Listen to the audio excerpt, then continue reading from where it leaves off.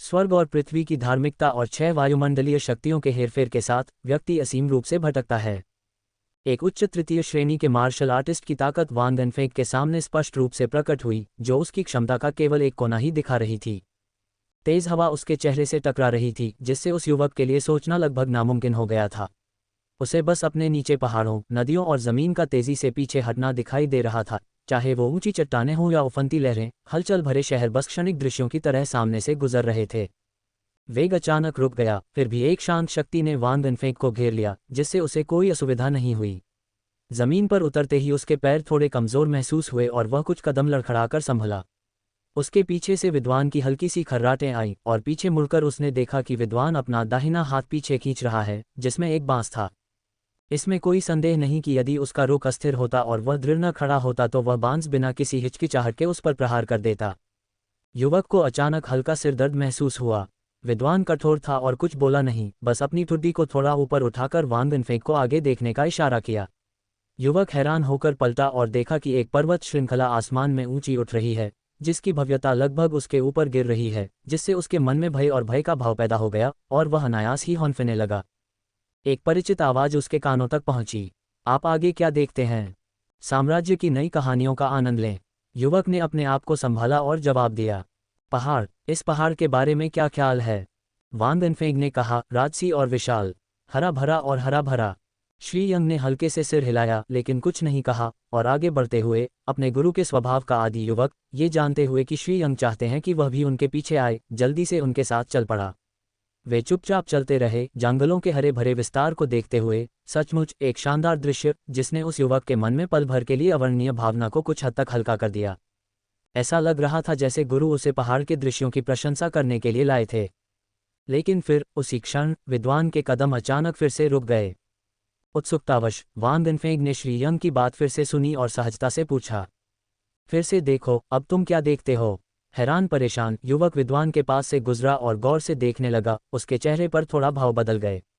उसके सामने एक बंजर जमीन जैसा इलाका था, नीली चट्टानें, नुकीली और नंगी, तेज धूप में बिल्कुल साफ, धूल से ढकी हुई, जहां जरा सी भी वनस्पति नहीं उग रही थी, जो उनके आसपास के हरे भरे जंगलों से बिल्कुल अलग दिख रही थी। विद्वान ने पुनः पूछा, आप क्या देखते हैं? युवक ने आसपास के जंगलों की तुलना में अनाकर्षक नंगे की ज्ञान को देखा और जवाब दिया, चट्टानें। उनकी तुलना जंगलों से कैसे की जा सकती है?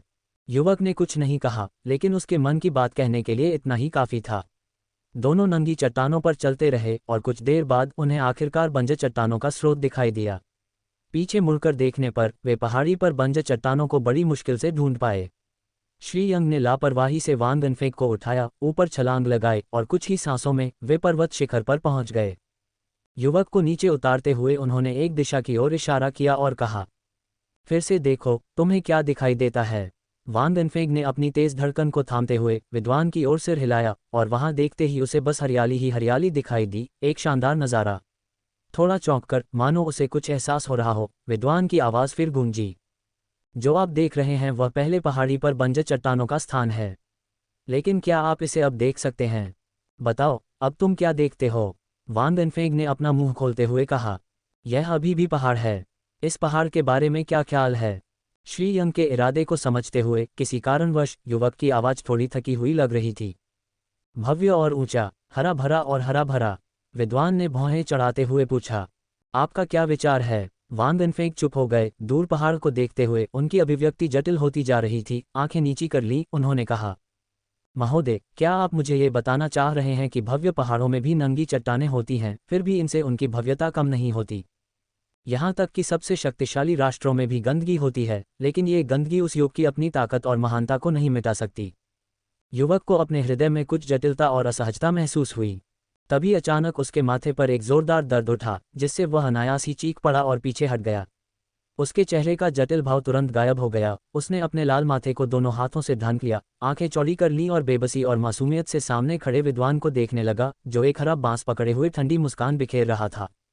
महोदय, विद्वान ने व्यंग्य किया। उसका हाथ थोड़ा सा हिल रहा था, जिससे हरा बांस गायब हो गया और फिर प्रकट हो गया और सीधे युवक पर जा लगा, जिससे उसने सख्ती से पूछा, गंदगी, स्वर्ण युग, आप किस बकवास की बात कर रहे हैं? हम।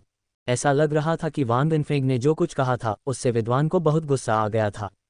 जैसे ही उसने हरा बांस लहराया, हर बार जब वह बोलता तो वह युवक पर लग जाता। वांग गनफेंग ने सहज ही बचने की कोशिश की, लेकिन वह कैसे बच सकता था। वह सुनता रहा, विद्वान लगातार उससे सवाल करता रहा। कुएं में पड़ा एक मेढक ये बड़बड़ा रहा है कि आकाश कितना ऊंचा है। क्या आप पहाड़ की तलहटी से उस नंगी चट्टान को देख सकते थे? क्या आप पहाड़ की ढलान से नंगी चट्टान का स्रोत देख सकते थे? इतने लंबे समय तक तुम्हें पढ़ाने के बाद भी तुम इतने मूर्ख कैसे हो? युवक कुछ कदम पीछे हट गया, अपने सूजे हुए और लाल हो चुके माथे को ढकते हुए हरे बांस को पकड़े विद्वान को ध्यान से देखने लगा।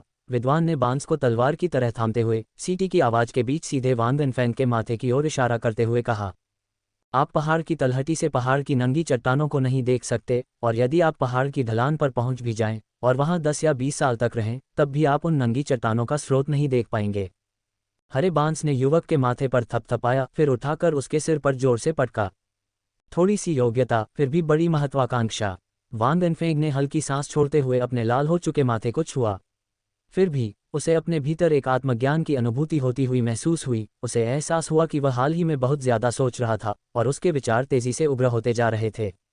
इस समय उसके माथे पर चिंता की नुकीली नोक और जलन के मिले जुले दर्द से मन की शांति उभरी, और युवक की सहज प्रवृत्ति ने उसे नियंत्रित कर लिया, और वह अनजाने में फिर से पीछे हट गया और बोला, मैं समझ गया, सर कृपया अब और दस्तक मत दीजिए। विद्वान ने ऊपर देखा और पाया कि युवक की आंखों में वह स्पष्टता लौट आई थी जिससे वह परिचित था। हालांकि अभी भी कुछ समस्याएं थीं, पर अब वह पहले जैसी निराशावादी नहीं थी। वह थोड़ा शांत हुआ, इस बात से प्रसन्न था कि उसकी सलाह काम कर गई, लेकिन जैसे ही उसने एक बार फिर हरे बांस पर वार किया, उसके चेहरे पर एक ठंडी मुस्कान तैर गई। मैं देख रहा हूं कि तुम अधिक साहसी हो गए हो और जवाब देने का साहस कर रहे हो। ये दुखदाई है, सर। मैं गलत था। मुझे नहीं लगता कि आप गलत थे। आप कहाँ गलत हो गए? मैं dot dot dot dot dot dot dot dot dot dot dot dot. अगले दिन वांग गनफेंग ने धीरे से अपनी छोटी लकड़ी की झोपड़ी का दरवाजा खोला। उसका व्यवहार हमेशा की तरह था, फिर भी वह लगातार अपना माथा रगड़ रहा था, कभी कभी दर्द से मुंह बनाता और हौंफता था। विंड कैरेक्टर टॉवर के रास्ते में उसकी मुलाकात बेली फैंग और जू किनशुंग से हुई, जो पुरुष वेश में थे और जिन्हें उसने कई दिनों से नहीं देखा था। बेली फैंग उसके सामान्य रंग रूप को देखकर काफी सहज लग रही थी, जबकि जू किनशुंग अपनी दोस्त के लिए थोड़ी झिझक और चिंतित लग रही थी, लेकिन साथ ही उसे गलतफहमी का भी डर था, इसलिए उसकी मुस्कान थोड़ी रुकी थी। युवक ने बेली फैंग की ओर सिर हिलाया, फिर उस चमकदार युवा लड़की की ओर देखने लगा। उसकी जीवंत भौहें और सूरज की रोशनी में चमकती भूरी आंखें देखकर वह अब भी उसे बहुत पसंद करता था। लेकिन अब वह लड़की के इरादे समझ सकता था। वह स्वर्ग और पृथ्वी के नीचे नंबर 1 नायक बनना चाहती थी, और वह भी महान कार्य करना चाहता था, निश्चित रूप से बहुत बड़े और बहुत अच्छे कार्य। उन्होंने इस युवावस्था के मोह को फिलहाल दूर रखने का निर्णय लिया। युवक ने सांस छोड़ी, धीरे से अपने पीछे रखी अष्टकोणीय हान तलवार को छुआ। लकड़ी की तलवार से एक धीमी सीटी निकली। वांग गनफेंग साहपूर्वक अपने दोस्तों की ओर बढ़ा। उसकी आंखों में अब कोई परेशानी के लक्षण नहीं दिख रहे थे। जब वह दुनिया की सबसे दुर्जय नायिका बन जाती है, जब उन्होंने अपने हृदय से असंतोष को दूर कर दिया, तो उन्होंने अपने वीर पद से संन्यास लेने और गुमनामी में जीवन जीने का इरादा किया। फिर वे बातें करते। बेली फैंग और जू किनशुंग वांग गनफेंग को ढूंढने आए थे। उन्हें चिंता थी कि मास्टर नी से जुड़े इस मामले का उन पर बुरा असर पड़ सकता है, लेकिन उन्हें अचानक पता चला कि वह युवक उन दोनों की तुलना में चीज़ों को ज्यादा हल्के में ले रहा था। उसकी आंखें साफ थीं और व्यवहार शांत था, और उसमें अतिवादी विचारों का कोई लक्षण नहीं दिख रहा था। उन्होंने राहत की सांस ली, साथ ही थोड़ा आश्चर्य भी हुआ, विशेष रूप से जू किनशुंग, जिसने इस मामले का सामना करते हुए वास्तव में अपनी इच्छाशक्ति से अपने विकर्षणों को तोड़ दिया था। लेकिन वह ये भी जानती थी कि मास्टर नी के साथ उसका रिश्ता केवल परिचित का था, जबकि वांग गनफेंग और नी तियानिक्सिंग उम्र के अंतर के बावजूद लगभग दोस्त बन गए थे। एक ही घटना का दोनों पर बहुत अलग अलग प्रभाव पड़ा। स्वयं को उनकी जगह रखकर देखने पर केवल स्वयं पर निर्भर रहना शायद इसे झेलने के लिए पर्याप्त नहीं था, इसलिए उन्होंने अपनी पिछली चिंताओं को एक तरफ रख दिया और सक्रिय रूप से उनसे संपर्क किया, इस उम्मीद में कि वे कुछ मदद कर सकते हैं। फिर भी उन्हें आश्चर्य हुआ कि वह पहले ही आगे बढ़ चुका था। इसके अलावा उसके चारों ओर की क्यूई प्रणाली को देखते हुए संभवतः वह 9वीं कक्षा तक पहुंच गया था। लड़की की भूरी आंखों में एक उज्ज्वल भाव उभर आया। सचमुच वह एक योग्य प्रतिद्वंद्वी है। तीनों साथ साथ विंड कैरेक्टर टॉवर तक गए और फिर अलग हो गए। रास्ते में बेली फैंग अपनी सामान्य अवस्था में लौट आया था, हंस रहा था और जोर जोर से बातें कर रहा था।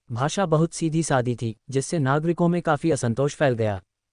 सरकार ने गुप्त रूप से इस समाचार के प्रसार को बढ़ावा दिया और जल्द ही कुछ लोगों ने खुले तौर पर इसे कोसा। कई विद्वानों ने इसका उपयोग शाही दरबार पर व्यंग्य करने वाले लेख लिखने के लिए भी किया, जिससे इसकी प्रसिद्धि बढ़ती गई। यह उस स्तर को पार कर गया जिस तक इसे पहुंचना चाहिए था, यहाँ तक कि 10 दिन पहले हुए नीति आनेक्सिंग के मुद्दे को भी इसने दबा दिया। फूफेंग काउंटी शहर, जनरल की हवेली। युवेंजे ने लापरवाही से अपने हाथ में पकड़ा हुआ पोस्टर जमीन पर फेंक दिया और उपहास करते हुए कहा, ये वही पुराने तरीके हैं जो अक्सर राजधानी के राजनीतिक सफाईकर्मियों द्वारा इस्तेमाल किए जाते हैं। एक ने तो बस कुछ दुष्टों को मार डाला, दूसरा एक कसाई है जो शहर के फाटकों से बाहर निकल रहा है और उसके पीछे कुछ भ्रष्ट लोगों को घसीट रहा है। क्या वे यह नहीं पहचान सकते कि कौन हल्का है और कौन भारी? क्या वे वास्तव में इसे इतनी आसानी से नज़रअंदाज करने की योजना बना रहे हैं? मुझे उन पर पूरी तरह से महाभियोग चलाना होगा। ठंडी खर्राटों के साथ युवेंजे अपने पैरों पर खड़ा हो गया। राज्यों के 72 स्तंभों में से प्रत्येक ने अपने क्षेत्र पर कब्जा कर लिया था। जनरल के महल की भव्यता शब्दों से परे थी, फिर भी उसे विलासिता की जरा भी परवाह नहीं थी। अक्सर घर पर भी वह काले और लाल रंग का युद्ध कवच पहने रहता था। वह खड़ा हो गया, उसके युद्ध के जूते बिना किसी खेद के पोस्टर पर पड़ गए और उसके पास से गुजरने के बाद उसे लगा कि यह पर्याप्त संतोषजनक नहीं है। वह पीछे मुड़ा, फिर से पोस्टर पर पैर रखा और उसे अपनी एड़ी के नीचे कई बार कुचला और उपहास करते हुए बोला, पहले क्यों नहीं मरते, पहले क्यों नहीं मरते, बूढ़ा चोर। अचानक हवा में बदलाव महसूस करते हुए युवेंजे के चेहरे पर एकाएक संकोच आ गया। उसने हल्की खांसी की, अपने विशिष्ट, अलग और रौबदार अंदाज में, और हाथ पीठ के पीछे करके मुड़े हुए पोस्टर को अपने पीछे छिपाते हुए आगे बढ़ा। तभी बाहर से एक व्यक्ति तेजी से आया और तेजी से उसके सामने घुटनों के बल बैठ गया। युवेंजे ने हल्के से सिर हिलाया। उनकी अभिव्यक्ति गंभीर और शांत थी। बिना किसी मुस्कान के और शांत स्वर में उन्होंने कहा, उन 3 छात्रों की सुरक्षा की व्यवस्था कैसी चल रही है? PS, आपके धैर्य के लिए धन्यवाद। कल एक लंबा अध्याय पोस्ट किया जाएगा। सादे कपड़ों वाले आदमी ने जवाब दिया, मैं जनरल को रिपोर्ट करने ही वाला था। हमने आदेश का पालन किया और उन 3 छात्रों के पास ही रुके। साम्राज्य पर अधिक कहानियों का अनुभव करें। वास्तव में एक हत्यारा अपनी सांस छिपाने की कला में निपुण था। अत्यंत निर्दयी, स्थिति को निराशाजनक समझते हुए उन्होंने खुद को जहर देकर मार डाला। इस प्रकार हम किसी को भी जीवित पकड़ने में असफल रहे। कृपया मुझे दंडित करें, जनरल। ये कहकर उन्होंने मुट्ठी बांधकर सिर झुकाया और युवेंजे ने थोड़ा सिर हिलाया। उनकी आवाज़ स्थिर थी और कहा, तुम्हें और क्या मिला? उस आदमी ने थोड़ा शांत होकर जवाब दिया, जनरल को रिपोर्ट करते हुए हमारे अलावा कुछ और लोग भी थे जो गुप्त रूप से उन तीनों की रक्षा कर रहे थे। कुछ अकादमी के मास्टर्स से थे, जबकि अन्य के संबंध अज्ञात हैं। अभी तक हमारा कोई टकराव नहीं हुआ है। मैं उनके इरादों को नहीं समझ सकता, लेकिन तीनों पक्षों के संयुक्त प्रयास से हमने इस हत्यारे को लगभग पकड़ ही लिया था। ये छात्रों के पीछे की शक्ति होनी चाहिए। युवेंजे ने फिर से थोड़ा सिर हिलाया और उदासीनता और अनन्य से कहा, अकादमी के लोगों पर अब भी भरोसा किया जा सकता है। दूसरों पर सतर्क नज़र रखें। चाकू म्यान में वापस नहीं जाना चाहिए। ये तीनों नीति आनेक्सिंग से परिचित हैं और झाओ निवास पर उपस्थित हुए थे। चाहे इसके पीछे कोई भी हो, वे उन्हें जाने नहीं देंगे। जानबूझकर एक आत्मघाती दस्ता भेज रहे हैं। विश्वास अर्जित करने के लिए खुद को अपंग बना रहे हैं। एक ऐसी रणनीति जिससे हमें सावधान रहना चाहिए। उन 3 छात्रों के पास छिपे रहो और कुछ भी होने पर रिपोर्ट करो। उस आदमी का चेहरा सख्त हो गया और उसने अपनी मुट्ठी आगे बढ़ाते हुए कहा, हाँ, मैं आदेश का पालन करूंगा। युवेंजे ने थोड़ा सिर हिलाया और उदासीनता से कहा, तुम जा सकते हो। काले कपड़े पहने आदमी ने अभी भी युवेंजे की ओर मुंह करके मुख का तान रखा था और पीछे की ओर चलता हुआ हॉल से बाहर निकल गया। तभी वह मुड़ा और भारी कवच पहने हुए तेजी से चला गया। राज्यों के 72 स्तंभों के गंभीर चेहरे का भाव अचानक एक ठंडी मुस्कान में बदल गया और उसने कहा, अपनी मौत का कारण बनते हुए तुमने मुझे भी इसमें शामिल कर लिया और मुझे तुम्हारे बाद सफाई करने के लिए मजबूर किया। नीति आनेक्सिंग, तुम अब भी पहले की तरह ही घमंडी हो। एक सहज लहर के साथ उसने एक जोरदार क्यूई जारी की जिसने सीधे उसके पीछे की घोषणा को ध्वस्त कर दिया। ठंडे चेहरे के साथ वह चला गया। फूफेंग अकादमी मास्टर हॉल। एक बुजुर्ग गुरु मेज के पास पालथी मारकर बैठे थे और एक अधेड़ कन्फ्यूशियस विद्वान की रिपोर्ट सुन रहे थे। उनके चेहरे पर उदासी थी। उन्होंने अपने शिष्य को दूर जाने का इशारा किया और फिर कमरे में सिर्फ वही रह गए। अकेला बूढ़ा व्यक्ति मेज पर रखी शतरंज की बिसात को घूर रहा था, बदलती रणनीतियों पर विचार कर रहा था। उसके विचार अस्त व्यस्त थे। काफी देर बाद उन्होंने आह भरते हुए कहा, क्या जनरल के भवन ने भी कोई कदम उठाया है? युवेंजे सख्त, गंभीर, संयमी भाषण देने वाले और बचाव में कुशल हैं। उनके रहते वे भ्रष्ट बदमाशों को कभी पीछे हटने नहीं देंगे। हालांकि यह कोई दीर्घकालिक योजना नहीं है, इस स्थिति से बाहर निकलना अंततः उन पर ही निर्भर होगा। क्या आपका आशय यही है? तुम अपनी मौत चाहते हो, फिर भी तुम चाहते हो कि यह बूढ़ा आदमी उनकी भरपाई करे। बुजुर्ग मास्टर ने शतरंज की बिसात पर नजर डाली, एक काला मोहरा उठाया, एक क्षण विचार किया, फिर उसे नीचे रख दिया, भौहें चढ़ाते हुए और मन ही मन बुदबुदाते हुए बोले। जू परिवार की किंगशुंग अत्यंत प्रतिभाशाली है, वह अपना रास्ता स्वयं चुनती है, जबकि बेली फैंग को पहले ही जीमिंग के संरक्षण में ले लिया गया है तथा उसे मार्शल आर्ट और सैन्य रणनीतियां सिखाई गई हैं। वांग एनफेंग, बूढ़े आदमी ने फिर एक सफ़ेद टुकड़ा रखा, काफ़ी परेशान महसूस कर रहा था। उसने कई दिनों तक इस युवक को देखा था, फिर भी वह नहीं जानता था कि उसे कैसे संभालना है, ठीक वैसे ही जैसे आजकल शतरंज का खेल चल रहा है।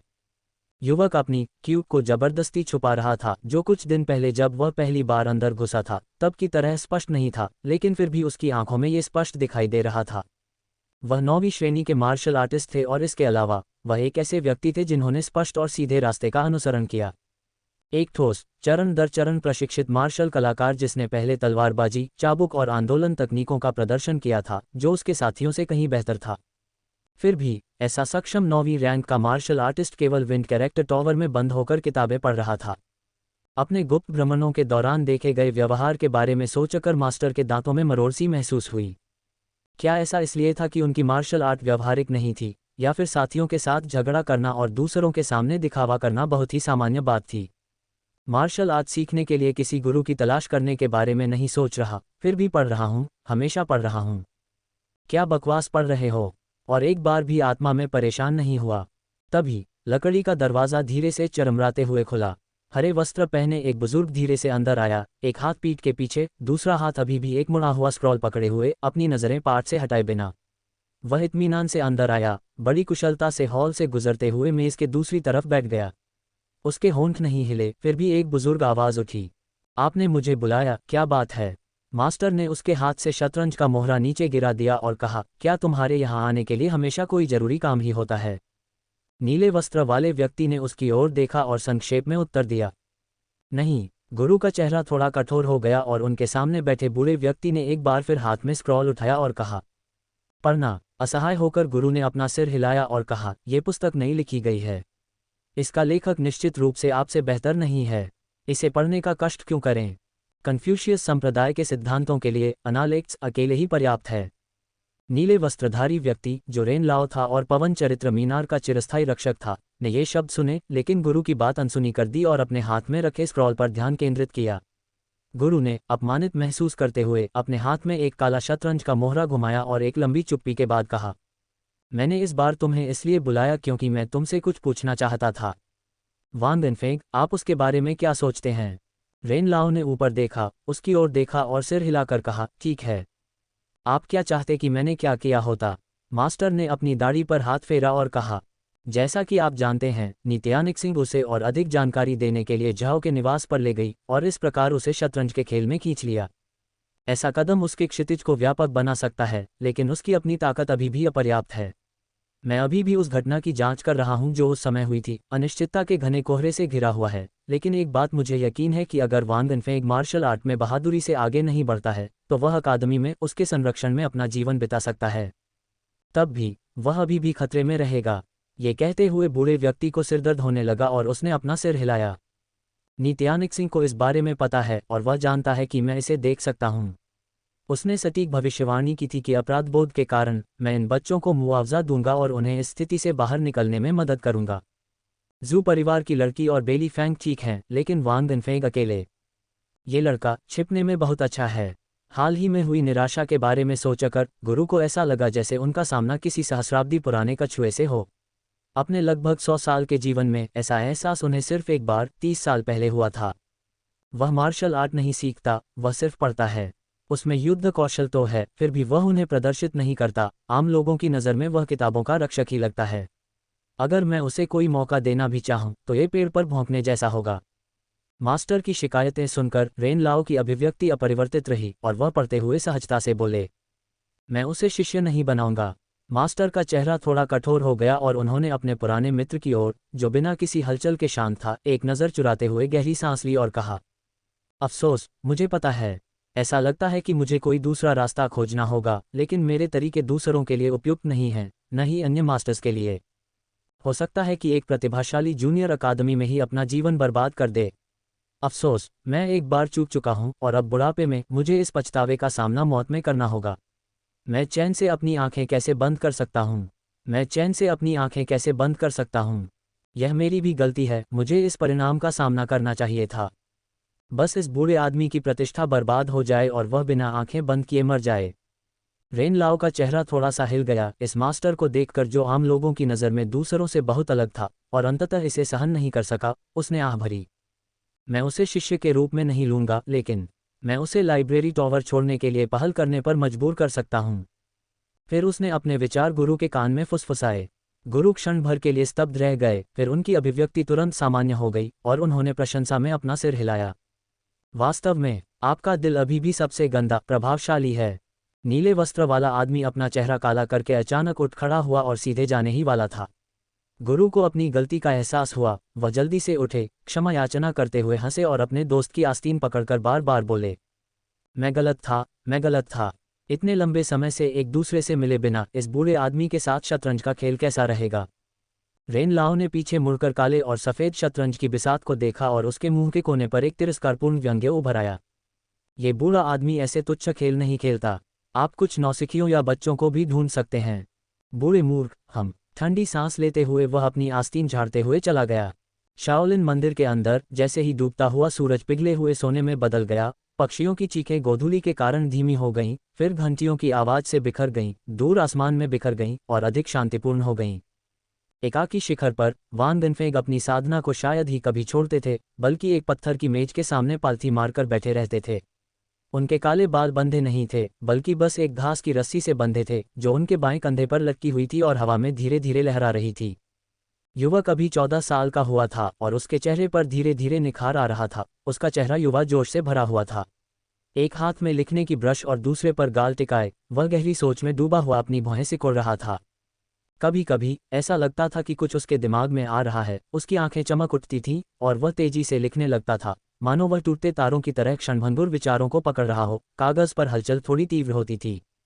डूबते हुए सूर्य ने उसे लालिमा से नहला दिया, जिससे उसकी परछाई लंबी हो गई, जो दूर के पहाड़ों, पगोडा और धीमे मंत्रोच्चार के साथ मिलकर एक लय में मिल गई। वुचांग किंग अपनी लकड़ी की छड़ी पर झुके हुए धीरे धीरे पास आया और इस मनोरम दृश्य को देखा। वह एक तरफ खड़ा होकर एक पल के लिए उत्सुकता से देखता रहा। फिर वह धीरे से पास गया, युवक के कंधे से गिरे हुए पत्ते को झाड़ने के लिए हाथ उठाया और हंसते हुए बोला, अनफेंग। वांग अनफेंग ने ऊपर देखा और बड़े साहब को देखकर मुस्कुराया। उसने लिखने का ब्रश नीचे रख दिया और उनका अभिवादन करने के लिए खड़ा हो गया। दूसरे गुरु बड़े ने विनम्रता से सिर हिलाया, लेकिन साथ ही थोड़ी फटकार भी लगाए। मैंने तुम्हें अभी अभी यहाँ लेटे हुए देखा। क्या तुम्हें पता है कि समय क्या हो गया है?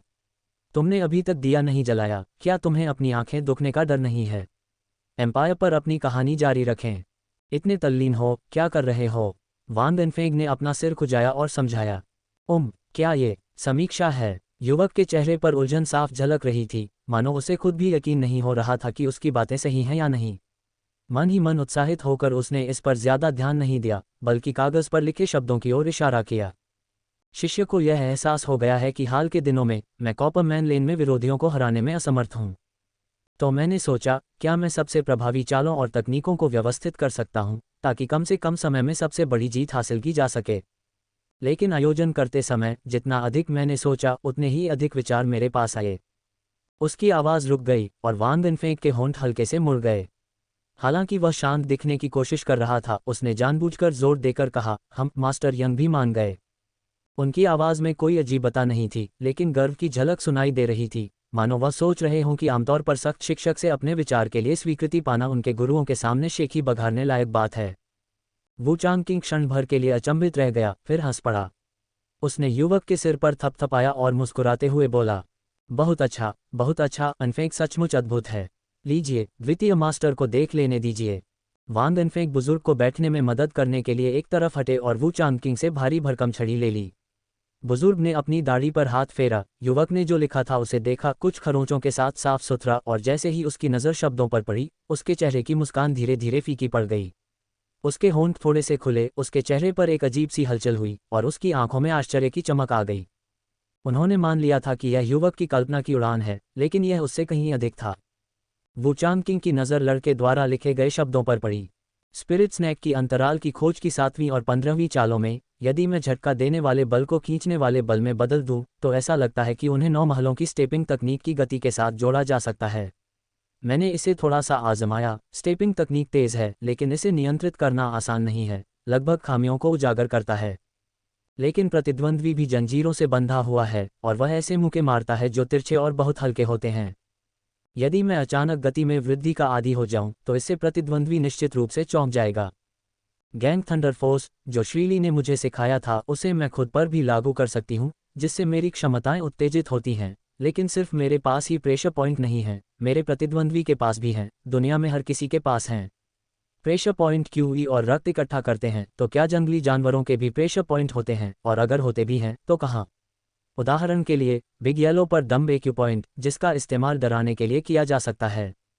स्क्रिबल्स? नहीं, कोई बेतरतीब विचार नहीं। मिस्टर ली हमेशा कहते थे कि मेरी मार्शल आर्ट काफ़ी नहीं है, और जब मैं वार करता हूं तो थंडर विगोर फटता नहीं है। लेकिन मुझे इसे इतनी बेरहमी से इस्तेमाल करने की ज़रूरत तो नहीं है ना? थंडर विगोर को सुई की तरह इस्तेमाल करके प्रतिद्वंद्वी के दबाव बिंदुओं को उत्तेजित करता हूं।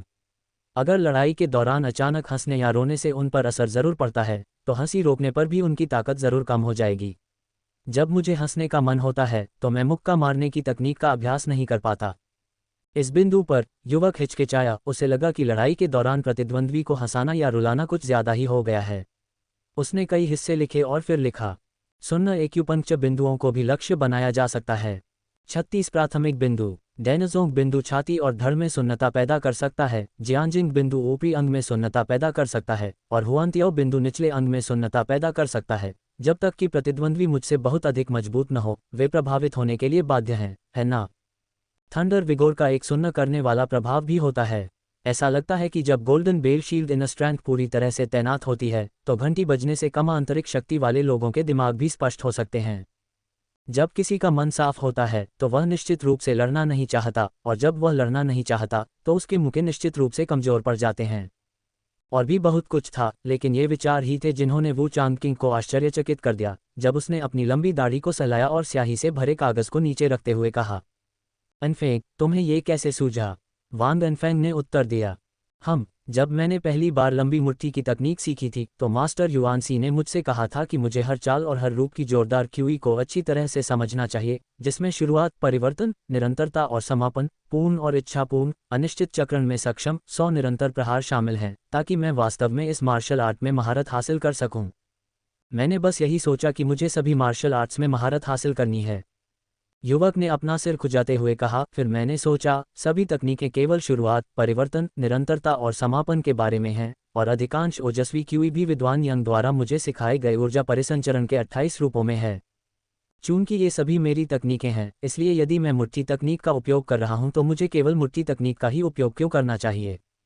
स्पष्ट रूप से, मुट्ठी तकनीक और चाबुक तकनीक का एक साथ उपयोग किया जा सकता है। मुट्ठी तकनीक के बाद चाबुक तकनीक आ सकती है, और मुट्ठी तकनीक के बाद मैं अपनी तलवार भी खींच सकता हूं और निरंतरता में वार कर सकता हूं। शुरुआत, परिवर्तन, निरंतरता और समापन जुड़े हुए हैं। जोरदार क्यूई एक ही है, और मैं इसे धारा प्रवाह बना सकता हूं। ऐसा कोई नियम नहीं है कि इन्हें एक साथ मिलाकर इस्तेमाल नहीं किया जा सकता। मार्शल आर्ट्स का मतलब सिर्फ सबसे शक्तिशाली हमला करना नहीं है, बल्कि इसका मतलब है प्रतिद्वंद्वी को बचाव करने में असमर्थ बनाना। प्रतिद्वंद्वी को हराने में सक्षम होना ही अच्छी बात है। पिछली चालों के बिना, लेकिन उम्मीदों के विपरीत तलवार से वार करना, प्रतिद्वंद्वी के चौंका देने और उनके बचाव को तोड़ने के बावजूद वार करने में सक्षम होना, क्या ये पर्याप्त नहीं है?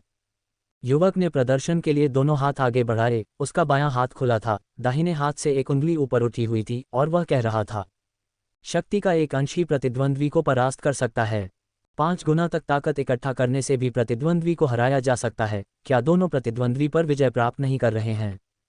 उनकी आवाज़ थोड़ी रुक गई, और वांग इनफेंग की अभिव्यक्ति एक पल के लिए रुक गई। उन्होंने कहा, नहीं, यदि मैं 5 गुना तक शक्ति और संवेग एकत्रित कर सकता हूं, और जहां प्रतिद्वंद्वी असुरक्षित है वहां प्रहार कर सकता हूं, तो क्या मैं अपने से उच्च साधना वाले प्रतिद्वंद्वियों को नहीं हरा सकता? लेकिन ऐसा कैसे करें?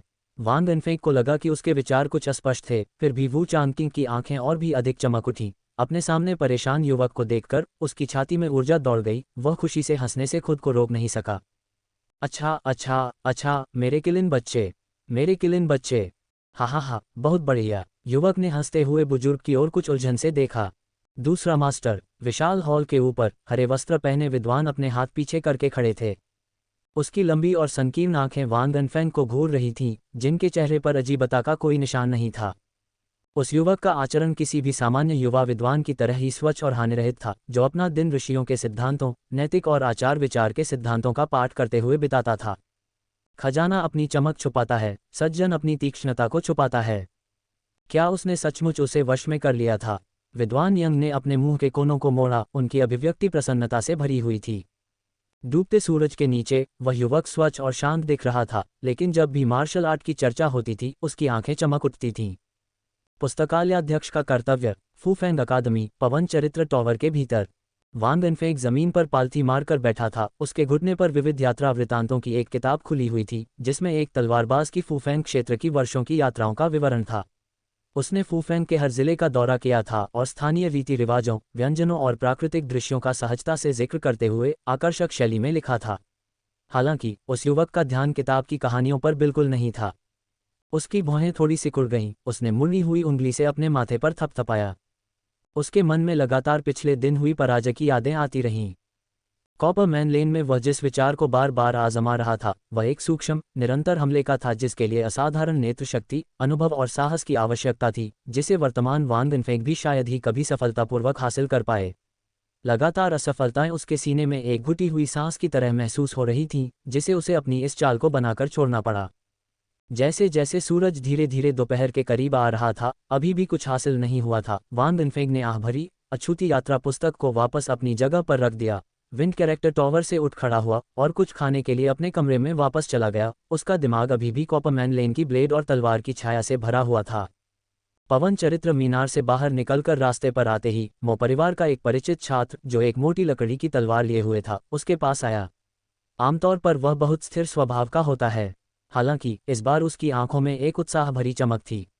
लगभग 4-5 मीटर की दूरी से उसने वांग गनफेंग की ओर हाथ हिलाया और एक चमकती हुई मुस्कान के साथ पुकारा, भाई वांग, बहुत दिन हो गए, पहले से भी ज्यादा आकर्षक लग रहे हो। भाई गुओ, अच्छा, ये तो चापलूसी है। युवक थोड़ा झिझका, फिर स्वीकृति में सिर हिलाया, ये सोचकर कि सामने वाले को उससे कुछ पूछना है, इसलिए वह रुक गया। लेकिन मो परिवार के छात्र ने बस उसका अभिवादन किया और तेजी से आगे बढ़ गया, जिससे वांग गनफेंग थोड़ा स्तब्ध रह गया।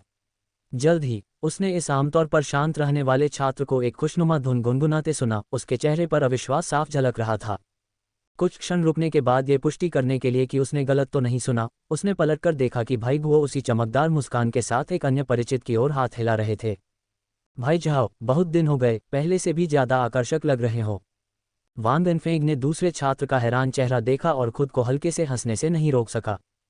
लगता है आज वह अच्छे मूड में है। अपना सिर हिलाते हुए उन्होंने निर्णय लिया कि यह उनकी चिंता का विषय नहीं है और वे अपने रास्ते पर आगे बढ़ गए। लेकिन तभी उन्हें एहसास हुआ कि आज के माहौल में कुछ तो गड़बड़ है। प्रसन्नचित्त छात्रों की संख्या असामान्य रूप से अधिक थी। सड़क के इस छोटे से हिस्से पर अधिकांश छात्र काफी उत्साहित दिखाई दिए। वे बातें करते और हंसते समय अपनी आवाज ऊंची कर रहे थे, जबकि छात्राएं कुछ हद तक अप्रसन्न दिख रही थीं। हालांकि कुछ लड़कियों में उत्सुकता के संकेत भी दिख रहे थे। वांग गनफेंग कुछ उत्सुक तो थे, लेकिन उन्हें लगा कि ये सिर्फ अकादमी के काम है जिनमें उनका कोई हाथ नहीं है। इसलिए उन्होंने अपना ध्यान फिर से केंद्रित किया और चावल धोने और खाना बनाने के लिए अपनी लकड़ी की झोपड़ी में लौट आए। उनका मन अपनी तलवारबाजी को निखारने में लगा हुआ था। उन्हें अकादमी के मामलों में ताक झांक करने में कोई दिलचस्पी नहीं थी। हालांकि 3 दिन बाद, भले ही वह जानना नहीं चाहता था, फिर भी वह इसे टाल नहीं सकता था। भाई वांग, क्या आपने नवीनतम समाचार सुना है? फूफेंग पहुंचते ही जुआरी सू वेनचांग ने उत्साह से चमकती आंखों से वांग गनफेंग को देखा। उसका चेहरा उत्साह से भरा हुआ था। वांग गनफेंग ने आह भरी, वह किताब बंद की जिसके कुछ पन्ने उसने अभी अभी पलटे थे, उस खूबसूरत युवक की ओर देखा और गंभीरता से कहा, भाई सू, आपने मुझे इसके बारे में पहले ही बता दिया है। आपको बड़े भाई यान लिंग को ढूंढना चाहिए। मुझे नहीं लगता कि उन्होंने अभी तक ये सुना है।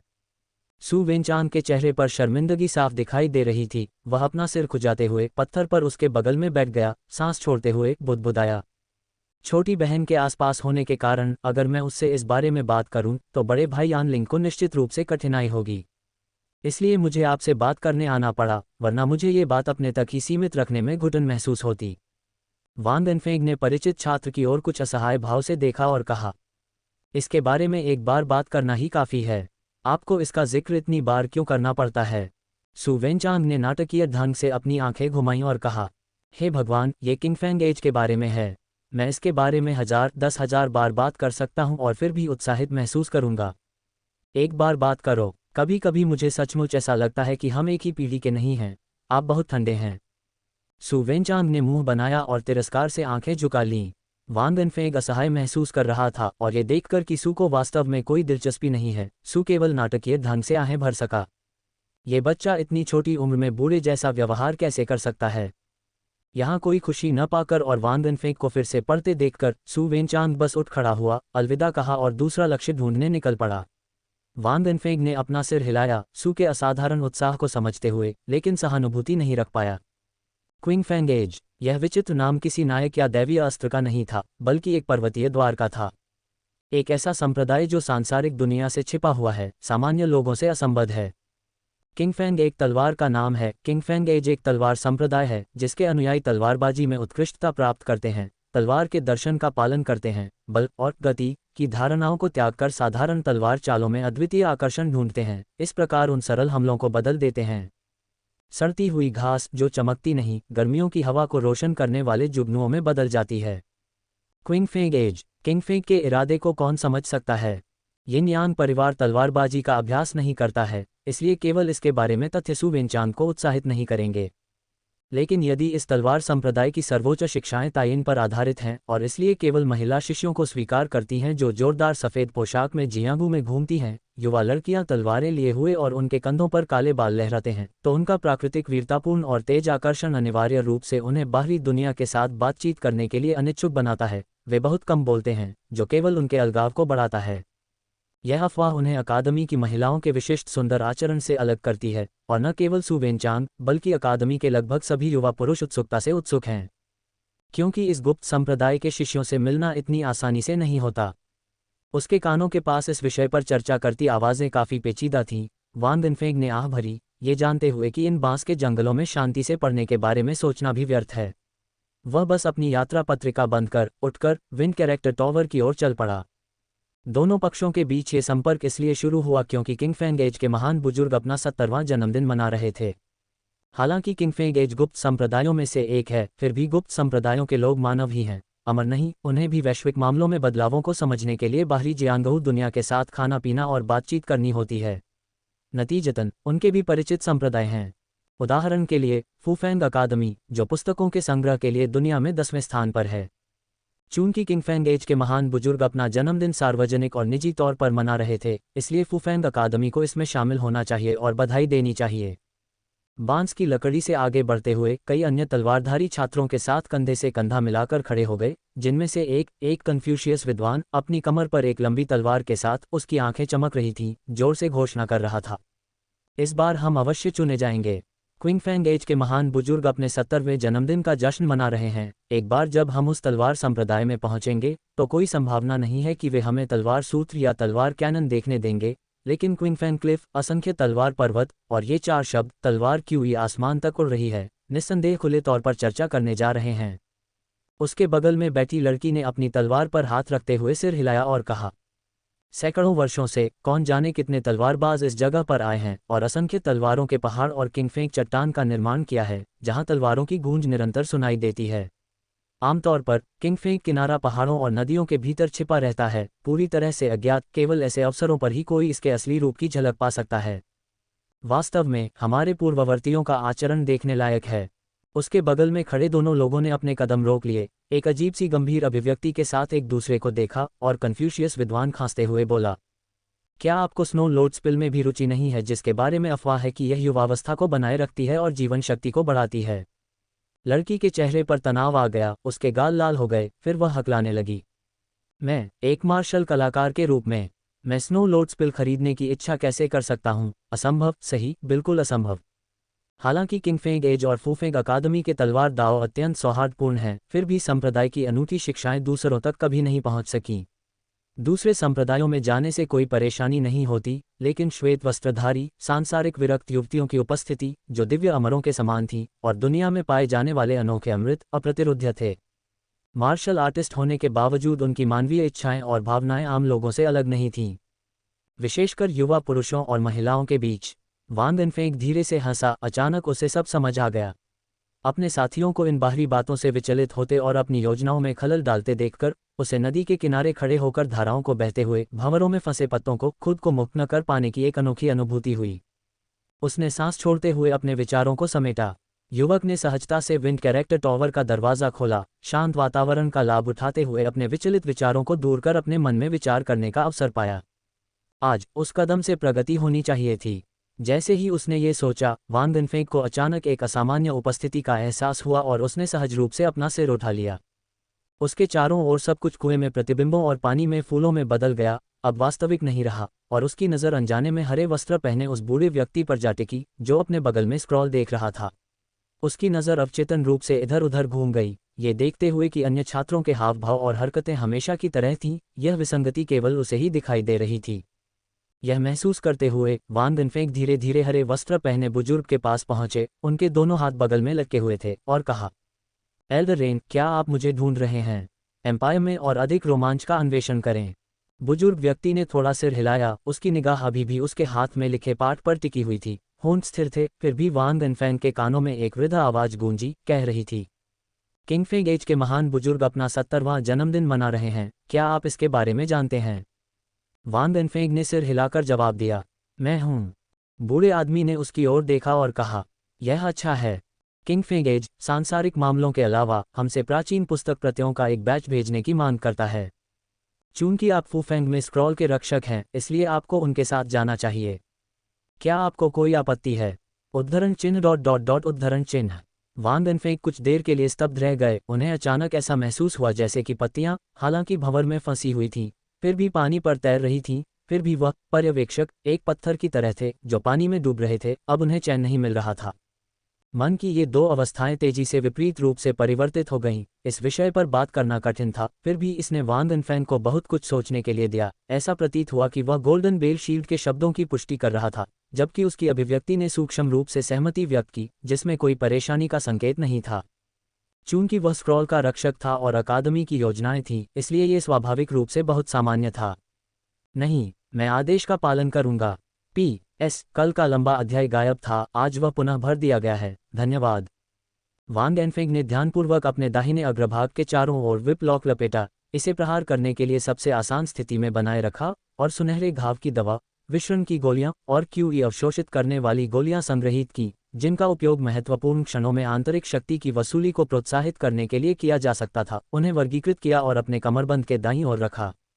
इस बीच ली कांगशेंग और उनकी पत्नी द्वारा उपहार में दी गई चांदी की सुइयां बाईं ओर रखी गईं।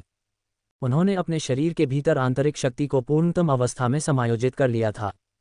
यद्यपि आज प्रस्थान का दिन नहीं था, फिर भी उन्होंने सर्वोत्तम स्थिति सुनिश्चित करने के लिए पहले से तैयारी कर ली थी। सख्त अर्थों में जियांगू में युवक का पहला कदम कीचड़ भरे गड्ढे में कदम रखने के समान था, जिससे उसके पूरे शरीर पर कीचड़ फैल गया। विशेषकर इसलिए क्योंकि कीचड़ बहुत बदबूदार था, जिसने युवक के मन में एक स्पष्ट स्मृति छोड़ दी और उसे जियांगू की सड़क के बारे में पूरी तरह से सतर्क बना दिया। जियांगू कुछ और नहीं बल्कि मनोरम दृश्यों के पीछे खून खराबे का तूफान था। फूफेंग अकादमी मास्टर हॉल। नीले वस्त्र पहने हुए उस बुजुर्ग ने एक स्क्रॉल पकड़े हुए थोड़ा भौहें चढ़ाते हुए कहा, क्या इसका उद्देश्य वांग गनफेंग को किंगफेंग एज सीखने की अनुमति देने की आड़ में सिर्फ किताबें भेजना नहीं था? अब 2 अतिरिक्त स्थान क्यों हैं? आपने तलवार संप्रदाय की लड़कियों से क्या कहा? मास्टर एक ओर बैठे थे, उनके हाथ में साफ चाय का कप था, उनकी आंखें नाक पर और नाक हृदय पर थी। उसने साफ चाय की चुस्की लेने के लिए अपना हाथ उठाया और धीरे से कहा, आप जानते हैं कि अतीत में हम केवल मास्टर्स को ही वहां भेजते थे।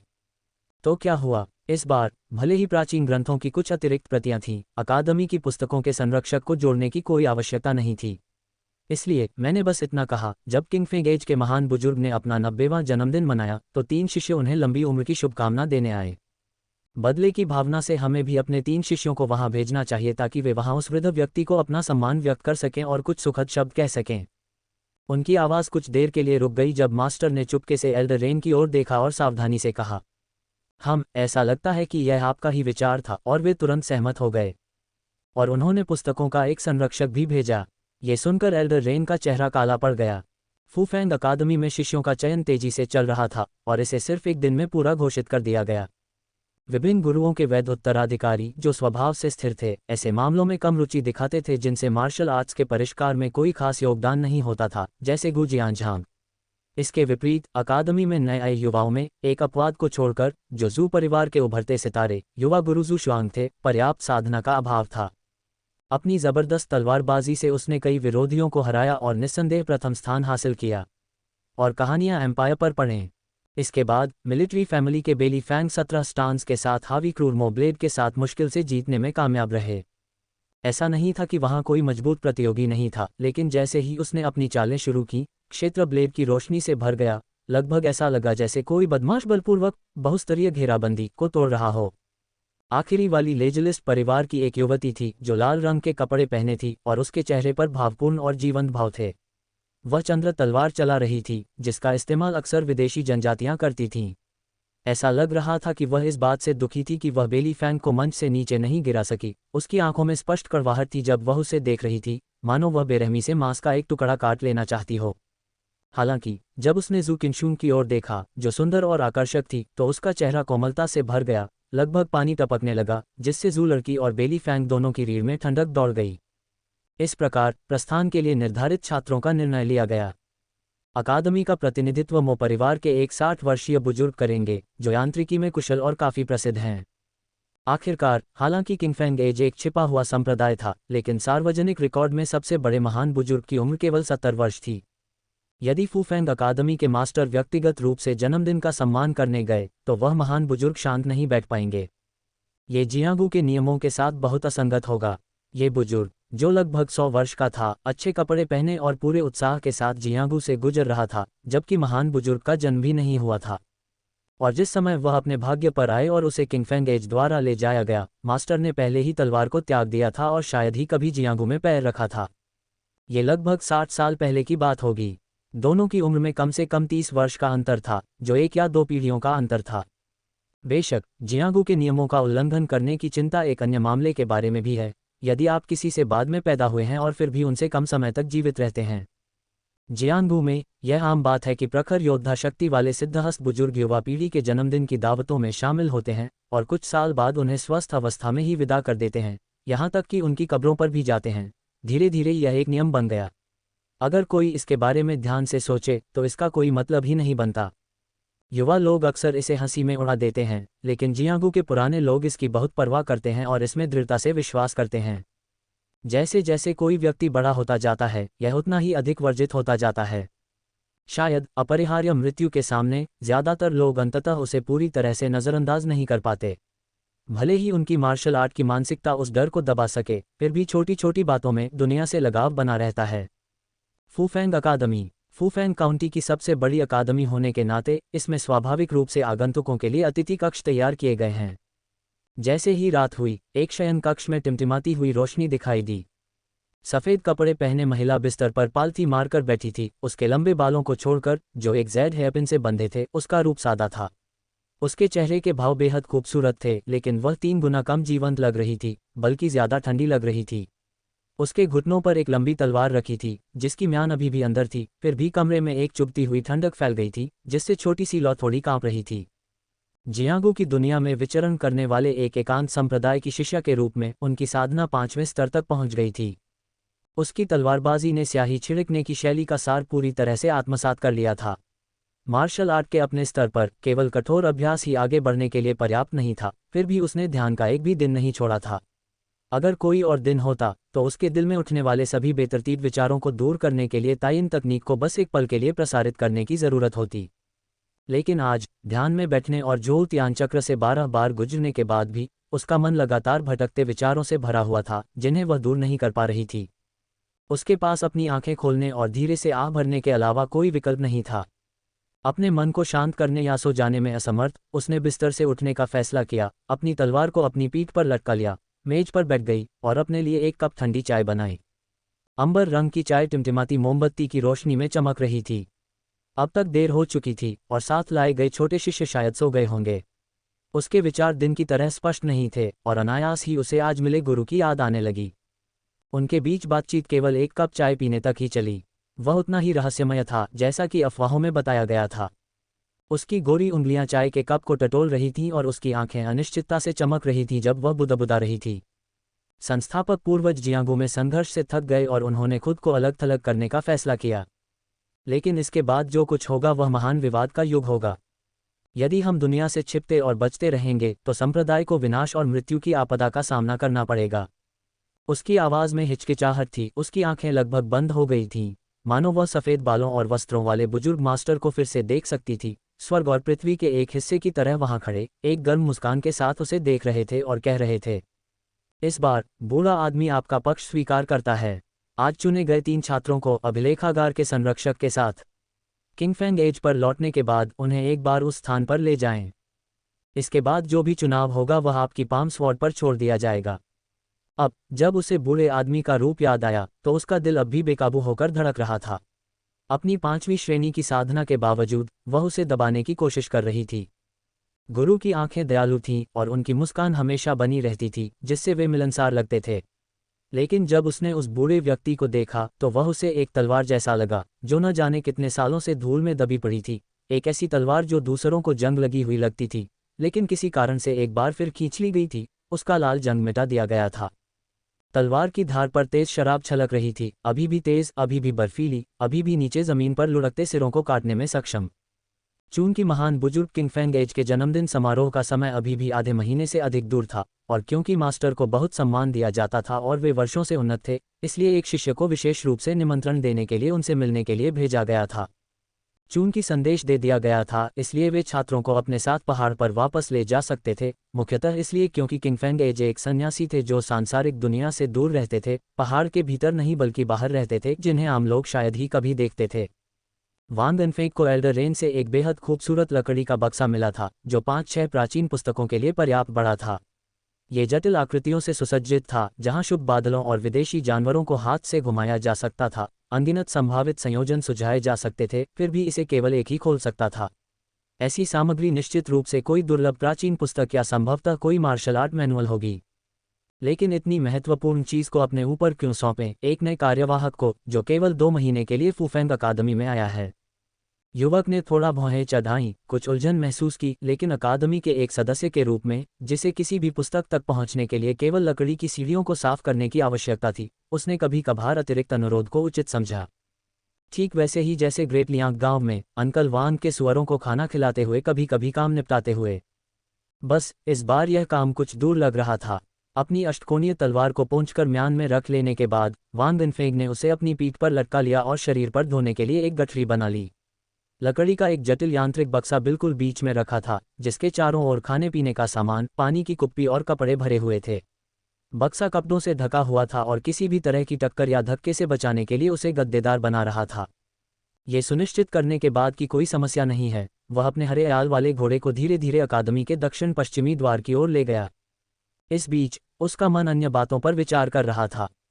कल दोपहर ही भाग लेने वाले छात्रों का चयन किया गया था, फिर भी अप्रत्याशित रूप से उन्हें आज ही रवाना होना था। युवक को हल्का सिर दर्द था। उसे अभी भी नहीं पता था कि उसके यात्रा साथी कौन होंगे या उनका स्वभाव कैसा होगा। फूफेंग अकादमी के ज्यादातर शिष्य दयालु और विनम्र थे, लेकिन कुछ युवा छात्र ऐसे भी थे जो घमंडी और दबंग थे। जैसे ही वह ये सोच रहा था, वांग गनफेंग की नज़र कई छात्रों की आकृतियों पर पड़ी, जो झिझकते हुए खड़े थे, मानो पास आना चाहते हों, लेकिन बहुत डरपोक थे और अंततः दूर से एक घेरा बनाकर खड़े हो गए ताकि देख न सकें। उलझन में वह युवक अपने हरे अयाल वाले घोड़े को भीड़ के बीच से ले गया, बार बार बहाने बनाता रहा, जब तक कि आखिरकार वह भीड़ से निकल नहीं गया। साम्राज्य पर अधिक कहानियों का अनुभव करें। तभी उसकी नज़र सफ़ेद कपड़े पहने 4 युवतियों पर पड़ी। चाहे वे बुजुर्ग महिलाएं हों या किशोर लड़कियां, सभी बिना किसी श्रृंगार के सादे कपड़े पहने थीं। उनके चेहरे पर ठंडक थी और उनकी पीठ पर तलवारें बंधी थीं। जून के मौसम की तपिश के बावजूद इन युवतियों को देखकर ऐसा लग रहा था मानो सर्दी का गहरा एहसास हो रहा हो। ये जियांगू की दुर्लभतायीन आंतरिक शक्ति ही होगी, है ना? वांग गनफेंग को एक क्षण के लिए एहसास हुआ और उन्होंने आसपास के छात्रों की, जो ये सब देखने आए थे, चौकस निगाहों के सामने उनका अभिवादन करने के लिए आगे बढ़े और अपना परिचय दिया।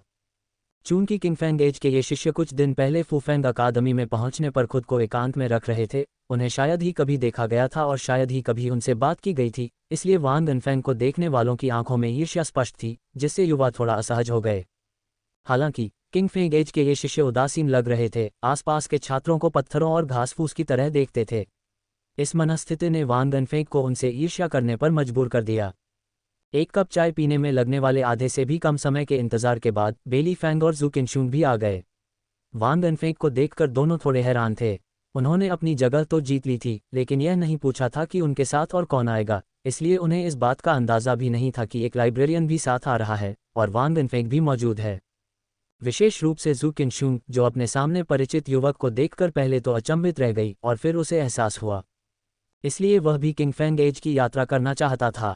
वह गुप्त संप्रदायों की गुप्त तलवारबाजी को भी देखना चाहता था। उसकी नज़र वांग गनफेंग की पीठ पर पड़ी 8 तरफा तलवार पर लौट आई, जिसने उसके विचारों की और पुष्टि की। वास्तव में वांग गनफेंग तलवारबाजी में भी निपुण थे, जिसके बारे में कहा जाता था कि वह आकाश के तारों की तरह जटिल थी। यह अफसोस की बात थी कि उन्होंने अभी तक द्वंद्व युद्ध नहीं किया था, लेकिन एक तलवारबाज के रूप में गुप्त तलवार संप्रदायों के शिष्यों के साथ युद्ध करने का अवसर वह निश्चित रूप से नहीं छोड़ना चाहता था। बहुत अच्छा, बहुत अच्छा, वांग गनफेंग ने अभिवादन का जवाब दिया, पुरुषों के परिधान पहने उस लड़की की ओर देखते हुए जो उत्साह से भरी हुई लग रही थी। वह कुछ बोलने ही वाला था कि अचानक उसके मन में कल विंड कैरेक्टर टॉवर लौटते समय 3 छात्रों के बीच हुई बातचीत याद आ गई। एक स्नो लोट्स गोली जो ऊर्जा बढ़ाती है और सुंदरता को बरकरार रखती है। युवक की निगाहें कुछ अजीब सी हो गईं जब उसने कहा, तो पता चला कि भाई जू भी जाना चाहता है स्नो लोट्स गोली खरीदने के लिए। जू किनशुन ने सिर हिलाया, यह मानते हुए कि वह सलाह लेने और बहस करने की बात कर रहा था। उसकी आंखें चमक उठी जब उसने कहा, बेशक, आपको भी समझना चाहिए, मैं ऐसा अवसर कैसे छोड़ सकता हूँ। वांग गनफेंग को एहसास हुआ और उन्होंने मुस्कुराते हुए जवाब दिया, ठीक है, मैं गलत था। आखिरकार मिस जू भी एक युवा महिला है। हा, अनफेंग, आशुआंग, तुम लोग किस बारे में बात कर रहे हो? दोनों ने एक पल में विचारों का आदान प्रदान किया, लेकिन बेली फैंग को इन बातों से कोई सरोकार नहीं था। उसने वांग गनफेंग और फिर जू किनशुन की ओर देखा और उसके मुंह से एक जोरदार हंसी फूट पड़ी। झाओ के घर वाली घटना के बाद से ही वह वांग गनफेंग और जू किनशुन को जीवन भर का दोस्त मानता था। इस बार उससे पहले तो उसके मालिक ने झाड़ू से घसीटकर मंच पर लाया और तब तक पीटा जब तक वह लड़ने पर मजबूर नहीं हो गया, लेकिन अप्रत्याशित रूप से वह अपने दोनों दोस्तों के साथ यात्रा करने में सक्षम हो गया, जिससे वह कुछ समय के लिए काफी खुश था। बेशक उस पागल आदमी के बिना यह और भी बेहतर होता। सैन्य परिवार का युवक मन ही मन बड़बड़ाया, लेकिन जब आवाजें उसके कानों तक पहुंची तो वह अपनी आंखें घुमाने से खुद को नहीं रोक सका। मुझे माफ कर दो, मुझे माफ कर, कृपया रास्ता बनाइए, रास्ता बनाइए।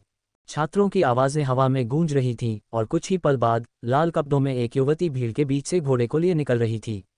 उसके माथे पर पसीने की बूंदें थीं, उसकी आंखें गहरी थीं, उसका चेहरा रूखा था और सेंट्रल प्लेन्स की महिलाओं की नाजुक प्रकृति से बिल्कुल मेल नहीं खाता था। फिर भी वह बेहद खूबसूरत थी, लेकिन उसकी भौहें बहुत तीखी थीं, जिससे वह कुछ हद तक भयंकर दिखती थी, और उसने अपनी कमर के दोनों ओर एक घुमावदार कृपाण बांध रखी थी तथा उसके कपड़ों से लटकती हुई सुनहरी घंटियां उसकी चाल के साथ बज रही थीं। आखिरकार भीड़ को चीरती हुई युवती ने अपने माथे से पसीने की पतली परत पोंछी और जल्दी से सबका अभिवादन करने और माफी मांगने के लिए आगे बढ़ी। किंगफिंग किनारे से समूह का नेतृत्व कर रही शिष्या ने हल्के से सिर हिलाकर इशारा किया कि कोई बात नहीं, जिससे युवती को राहत मिली। फिर वह तेजी से जू किनशुन के पास पहुंची और बेली फेंग पर एक तीखी नजर डाली। फिर अपना ध्यान वांग गनफेंग की ओर मोड़ते हुए उसके चेहरे पर एक दोस्ताना और उज्ज्वल मुस्कान खिल उठी। जैसे ही उसने अपनी मुट्ठी बांधी और कहा, मैं मो परिवार से तौबा यूं हूं, कृपया मुझे अपना मार्गदर्शन दें। वांग गनफेंग ने भी जवाब देते हुए कहा, मिस तौबा, आप बहुत विनम्र हैं। मैं फूफेंग के आर्काइव गार्ड से वांग गनफेंग हूं, कृपया मुझे अपना मार्गदर्शन दें। उसका चेहरा शांत था, लेकिन अंदर ही अंदर उसे थोड़ा आश्चर्य महसूस हो रहा था। तौबा, यह उपनाम विदेशियों के एक शाही परिवार से संबंधित है। ग्रेट किन अकादमी में वह मो परिवार में कैसे शामिल हुई? इस समय किंगफिंग एज से समूह का नेतृत्व करने वाले शिष्य ने पहली बार बात की। अब जब सब लोग यहाँ आ गए हैं तो हम चलें। मो परिवार के मास्टर पहली बार हमारे साथ नहीं हैं। उनके पास मो परिवार का मैकेनिकल बर्ड है जो बाज की तरह तेजी से 1000 मील तक उड़ सकता है, इसलिए वे हमारे साथ यात्रा नहीं करेंगे। संक्षिप्त स्पष्टीकरण के बाद उनके चेहरे पर कोई परिवर्तन नहीं आया और वे अपने घोड़े को आगे ले जाकर सबसे पहले बगल के दरवाजे से बाहर निकले। उनके पीछे 3 अन्य युवतियां भी बाहर आईं, जो दिखने में अलग अलग होने के बावजूद एक ही सांचे में ढली हुई प्रतीत हो रही थीं, सभी शांत और अलग थलग।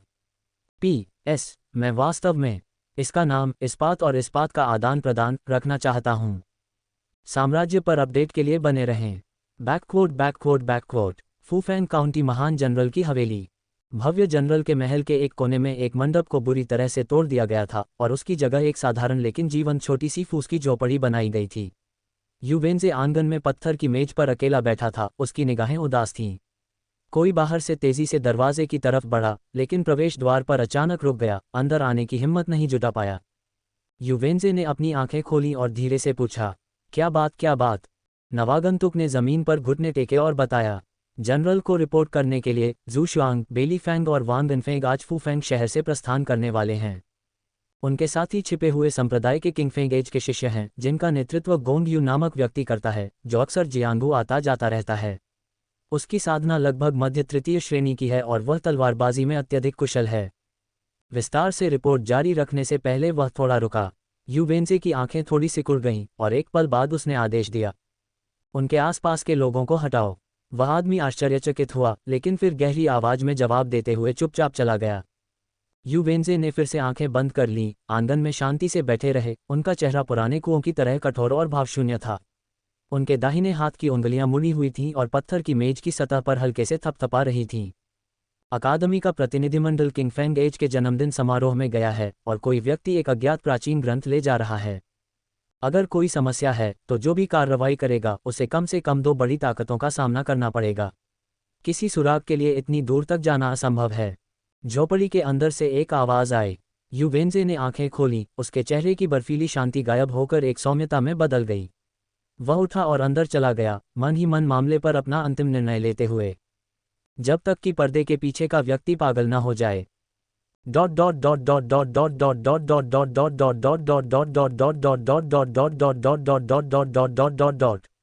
पहाड़ी द्वारों के पीछे छिपे एकांत संप्रदाय धर्मनिरपेक्ष दुनिया के पहाड़ों से परे निवास करते हैं।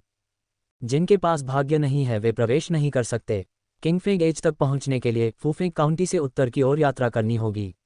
मो परिवार के स्वामी के पास एक यांत्रिक पक्षी है जो एक दिन में ये यात्रा पूरी कर सकता है, लेकिन वांग इनफेंग और उनके घोड़े पर सवार साथियों को कई शहरों से गुजरना होगा।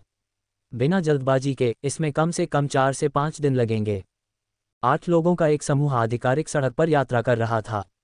किंगफेंग एज शिष्यों के चारों घोड़े बर्फ जैसे सफ़ेद घोड़े थे, स्याही से सने खुरों को छोड़कर बेदाग, स्वभाव से सौम्य और हिनहिनाने वाले नहीं, फिर भी उनकी गति असाधारण थी। वांग इनफेंग और जू किनशुंग दोनों ही खड़ी पुतलियों वाले हरे अयाल वाले घोड़ों पर सवार थे। तोबा यू का घोड़ा एक लाल रंग का घोड़ा था जो अपने सवार की तरह ही भयंकर था और उसकी गति भी उतनी ही तीव्र थी।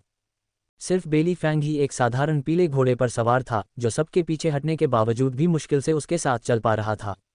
सुबह भर दौड़ने के बाद छोटा पीला घोड़ा पसीने से लथपथ हो चुका था, उसके मुंह से झाग निकल रहा था, साफ तौर पर अपनी चरम सीमा पर, और उसे आराम की जरूरत थी। ये देखकर कि वह पीछे छूटने वाला है, गोंग यू ने बिना अपना भाव बदले बेली फैंग के हाँफते पीले घोड़े पर नजर डाली।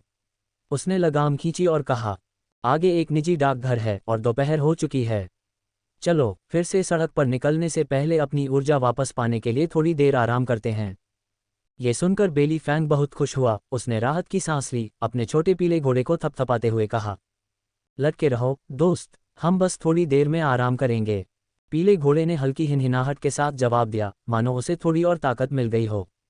वांग इनफेंग बेली फैंग के निरंतर प्रोत्साहन को सुनकर थोड़ा मुस्कुराए, यह महसूस करते हुए कि हालांकि यह वरिष्ठ गोंग यू चुप था, वह वास्तव में काफी मिलनसार था। जितना वह दिखाई देता था उससे कहीं अधिक अलग था। महान किन साम्राज्य बहुत विशाल था तथा इसके चारों ओर अनेक संचार केंद्र थे। सरकारी स्टेशन केवल आधिकारिक उपयोग के लिए थे, मुख्य रूप से क्षेत्रों के बीच संदेश प्रेषित करने के लिए, जबकि निजी स्टेशन यात्रियों और व्यापारियों की सुविधा के लिए थे। डाकघर का झंडा दूर से ही दिखाई दे रहा था। वे वहां पहुंचे तो देखा कि वह पहले से ही लोगों से भरा हुआ था। चूंकि वे सुबह बिना खाए निकले थे, इसलिए उन्होंने 2 मेजें लेने और उन्हें एक साथ रखने का फैसला किया और बैठकर खाने का ऑर्डर दिया। बैकवोट किंगफेंग एज के सदस्य हमेशा की तरह उदासीन और शांत बने रहे। भीषण गर्मी के बावजूद उनके शरीर पर पसीने का जरा भी निशान नहीं था, जबकि बेली फेंग मेनू में कुछ गरिष्ठ मांसाहारी व्यंजन मंगवा रहा था। उसकी शक्ल देखकर लगता था कि अगर गोंग यू का ख्याल न होता तो शायद उसे अपनी प्यास बुझाने के लिए एक प्याला बढ़िया वाइन भी चाहिए होती। तभी दूसरी मेज पर बैठे मेहमानों ने, जो खाना और शराब से तृप्त हो चुके थे, दुकानदार को अपना बिल चुकाने के लिए बुलाया। उन्होंने उदारता दिखाते हुए बिना छुट्टे पैसे मांगे एक चांदी का पिंड मेज पर फेंक दिया और फिर उठकर चले गए। ये आदमी हटे कट्टे थे, सबके पास हथियार थे और धूप से बचने के लिए उन्होंने काले कपड़े पहने हुए थे और पीठ पर चौड़ी किनारी वाली टोपियां पहनी हुई थीं। जैसे ही वे वान गनफेंग की मेज़ के पास से गुजरे, युवतियों को देखकर उनकी आंखें चमक उठीं। फिर भी मेज़ पर मौजूद सभी लोगों के हथियारों से सावधान, उन्होंने ज़्यादा गुस्ताखी करने की हिम्मत नहीं की। फिर भी उनकी नज़रें मानो लड़कियों के चेहरों पर ही टिकी थीं। उन्होंने एक दो बार मोहक नज़रें डालीं और फिर अनिच्छा से वहां से चले गए। किंगफिंग एज के सदस्यों के हाव भाव ठंडे और उदासीन बने रहे, जबकि तोबा यू की भौहें गुस्से से सिकुड़ गईं। काश वो अपनी तलवार निकालकर उनका सामना कर पाती। हालांकि जियांगहू में कुछ अनुभव के साथ वो जानती थी कि इन जियांगहू बदमाशों पर हथियार चलाना उचित नहीं है।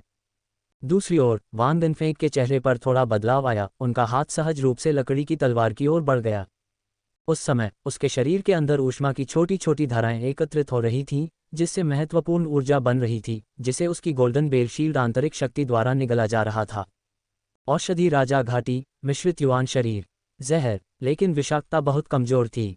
वुचांग किंग की शिक्षाएं उसके मन में उभर आईं और वान गनफेंग को एक एहसास हुआ। उसने मुड़कर देखा कि हटे कट्टे आदमियों ने अपनी चौड़ी टोपियां पहन ली थीं और वे माल से लदी और काले कपड़े से ढकी गाड़ियों को भगाने का आदेश दे रहे थे, जिससे असली सामान दिखाई नहीं दे रहा था। फिर भी जब ये जियांगू मेहमान वान गनफेंग के पास से गुजरे तो उन पर लगे जहर के अवशेषों ने युवक के मिश्रित युवान शरीर को स्वतः सक्रिय कर दिया था। हालांकि उनकी साधना अभी भी उथली थी और वे जहर की सटीक प्रकृति का निर्धारण नहीं कर सके। वान गनफेंग ने हैरानी से अपनी भौहें सिकोड़ लीं। इस विष की शक्ति वास्तव में बहुत कमजोर थी। यदि यह उसके मिश्रित युवान शरीर के लिए नहीं होता तो जहरीली गैस उसके शरीर में प्रवेश करते ही उसकी आंतरिक शक्ति द्वारा आसानी से निष्प्रभावी हो जाती, कोई प्रभाव नहीं छोड़ती और यहाँ तक कि उसे सचेत भी नहीं कर पाती। पवन चरित्र टॉवर के अभिलेखों में जियांगू में ऐसे संप्रदायों के विवरण हैं जो मार्शल आर्ट में जहर को शामिल करते हैं, लेकिन ऐसे कमजोर जहर का क्या उपयोग है? स्टील का चाकू कहीं अधिक शक्तिशाली होगा। आओ अनफेंग, तुम्हें कौन सा व्यंजन पसंद है? जाओ और ऑर्डर करो, बेली फैंग ने बांस की पर्चियां वान गनफेंग की ओर बढ़ाते हुए कहा, जिससे युवक के विचारों में बाधा पड़ी और उसने कुछ समय के लिए उस मामले को पीछे छोड़ दिया। हर किसी के पास अपने अवसर और रहस्य होते हैं, उनमें क्यों उलझें? बांस की पर्चियां लेकर उन्हें खोलने पर हर पट्टी पर एक व्यंजन का नाम लिखा था। कुल मिलाकर लगभग 20 पर्चियां थीं। हर एक पर्चियां काफी आकर्षक लग रही थीं, जिससे निर्णय लेना मुश्किल हो रहा था। कुछ देर सोचने के बाद युवक ने मन ही मन सोचा, क्या मुझे यह व्यंजन चुनना चाहिए? क्या ये बहुत सादा नहीं होगा? ये ब्रेज्ड पोर्क डिश अच्छी लगती है। नहीं, मौसम इन दिनों गर्म है और यह संभव नहीं है कि यहाँ कोई तहखाना हो। यह शायद ताज़ा नहीं है। क्या कोई दूसरा विकल्प बेहतर होगा? वास्तव में पहला व्यंजन सबसे अच्छा लगता है। वान गनफेंग ने एक पल सोचा, बिना कुछ बोले, जिससे वेटर की मुस्कान और भी ज्यादा गहरी हो गई और उसे बनाए रखने में उसे मुश्किल हो रही थी। आखिरकार वान गनफेंग ने पर्चियां फैलाईं और एक डिश की ओर इशारा करते हुए उसे सावधानी से चुना। ये वाला चलेगा। ठीक है, जरा रुकिए महोदय, वेटर ने जवाब दिया। विकल्प नोट कर लेने से राहत महसूस करते हुए उसने मेनू हटाया और चाय का एक ताज़ा बर्तन लाया। वान गनफेंग उठे, पहले कपों में गर्मागर्म चाय डाली, फिर ध्यान से 8 कप चाय डाली, हर मेहमान के लिए एक। वह अपनी सीट पर वापस आया, कप उठाया और एक घूंट लिया। चाय थोड़ी कड़वी थी, हालांकि निगलना मुश्किल था, लेकिन बिना पानी के सुबह बिताने के बाद जो राहत मिली वह काबिले तारीफ थी। गोंग यू ने अपना चाय का कप नीचे रखा और बोली, अभी जो लोग आए थे वे यात्रा करने वाले मेहमान थे। यात्री तलवारबाज। वान गनफेंग थोड़ा चौंका, उसके भीतर पहचान की भावना जाग उठी। ऐसा लग रहा था जैसे कुछ दिन पहले ही उसे यह नाम किसी यात्रा वृतांत में मिला था, लेकिन किताब में इसका विस्तृत विवरण नहीं था। दूसरों का ध्यानपूर्वक निरीक्षण करने और उनकी उलझन को देखते हुए उसे एहसास हुआ कि किंगफेंग एज का वह वरिष्ठ व्यक्ति अपना जियांगहू अनुभव साझा कर रहा था। अनफेंग ने अपना चाय का प्याला नीचे रखा और ध्यान से सुनने लगा। गोंग यू की आंतरिक शक्ति गहन थी। उसकी स्पष्ट और शांत आवाज़ सिर्फ उनके कानों में ही गूंजती थी, जबकि दूसरे लोग उसमें छिपी सच्चाई को मुश्किल से ही समझ पाते थे। कुछ ही वाक्यों में उन्होंने यात्री तलवारबाज की उत्पत्ति को स्पष्ट कर दिया। ये प्रथा पूरे ग्रेट किन में नहीं थी, बल्कि फूफेंग काउंटी में विशेष थी। यह उन लोगों को संदर्भित करता था जो कुलों के शिष्य थे। महान किन के समृद्ध काल में अपनी विशाल सीमाओं के कारण जंगली रास्तों पर डाकुओं का सामना होना लाजमी था। अगर सामान साधारण होता तो डाकू ज्यादा दिलचस्पी नहीं लेते, लेकिन कीमती सामान देखकर वे आसानी से लुभा जाते थे। घुमंतू तलवारबाज ऐसे योद्धा होते थे जो ऐसे सामानों को एक बस्ती से दूसरे गांव और एक जिले के शहरों के बीच पहुंचाते थे। एस्कॉर्ट एजेंसियों की तरह ही, लेकिन वे कम दूरी तय करते थे और अपने माल में कम सामान ढोते थे, जिससे एस्कॉर्ट एजेंसियों का काम काफी हद तक पूरा होता था।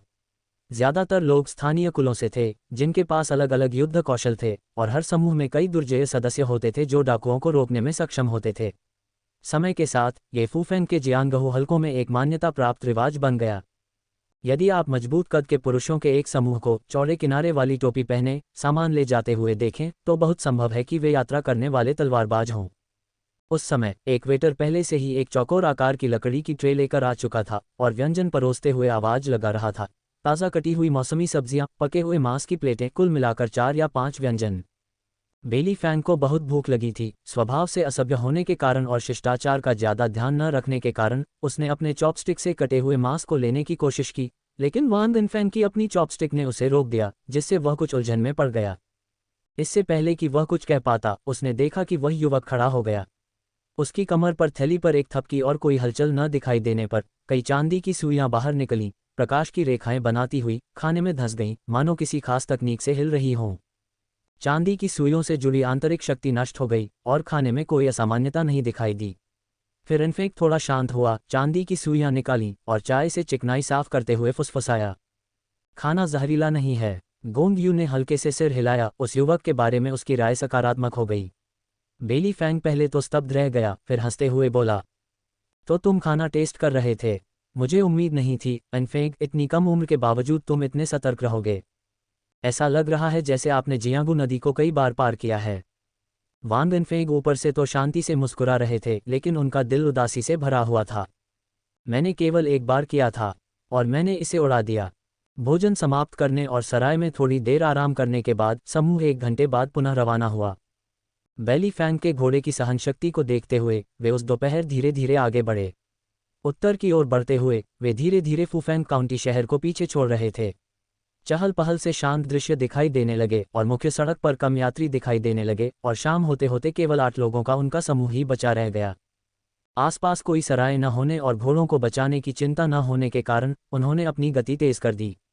जैसे जैसे अंधेरा छाने लगा वे बड़ी मुश्किल से एक काउंटी कस्बे तक पहुंच पाए। पूरे दिन समूह ने कठिन यात्रा की थी।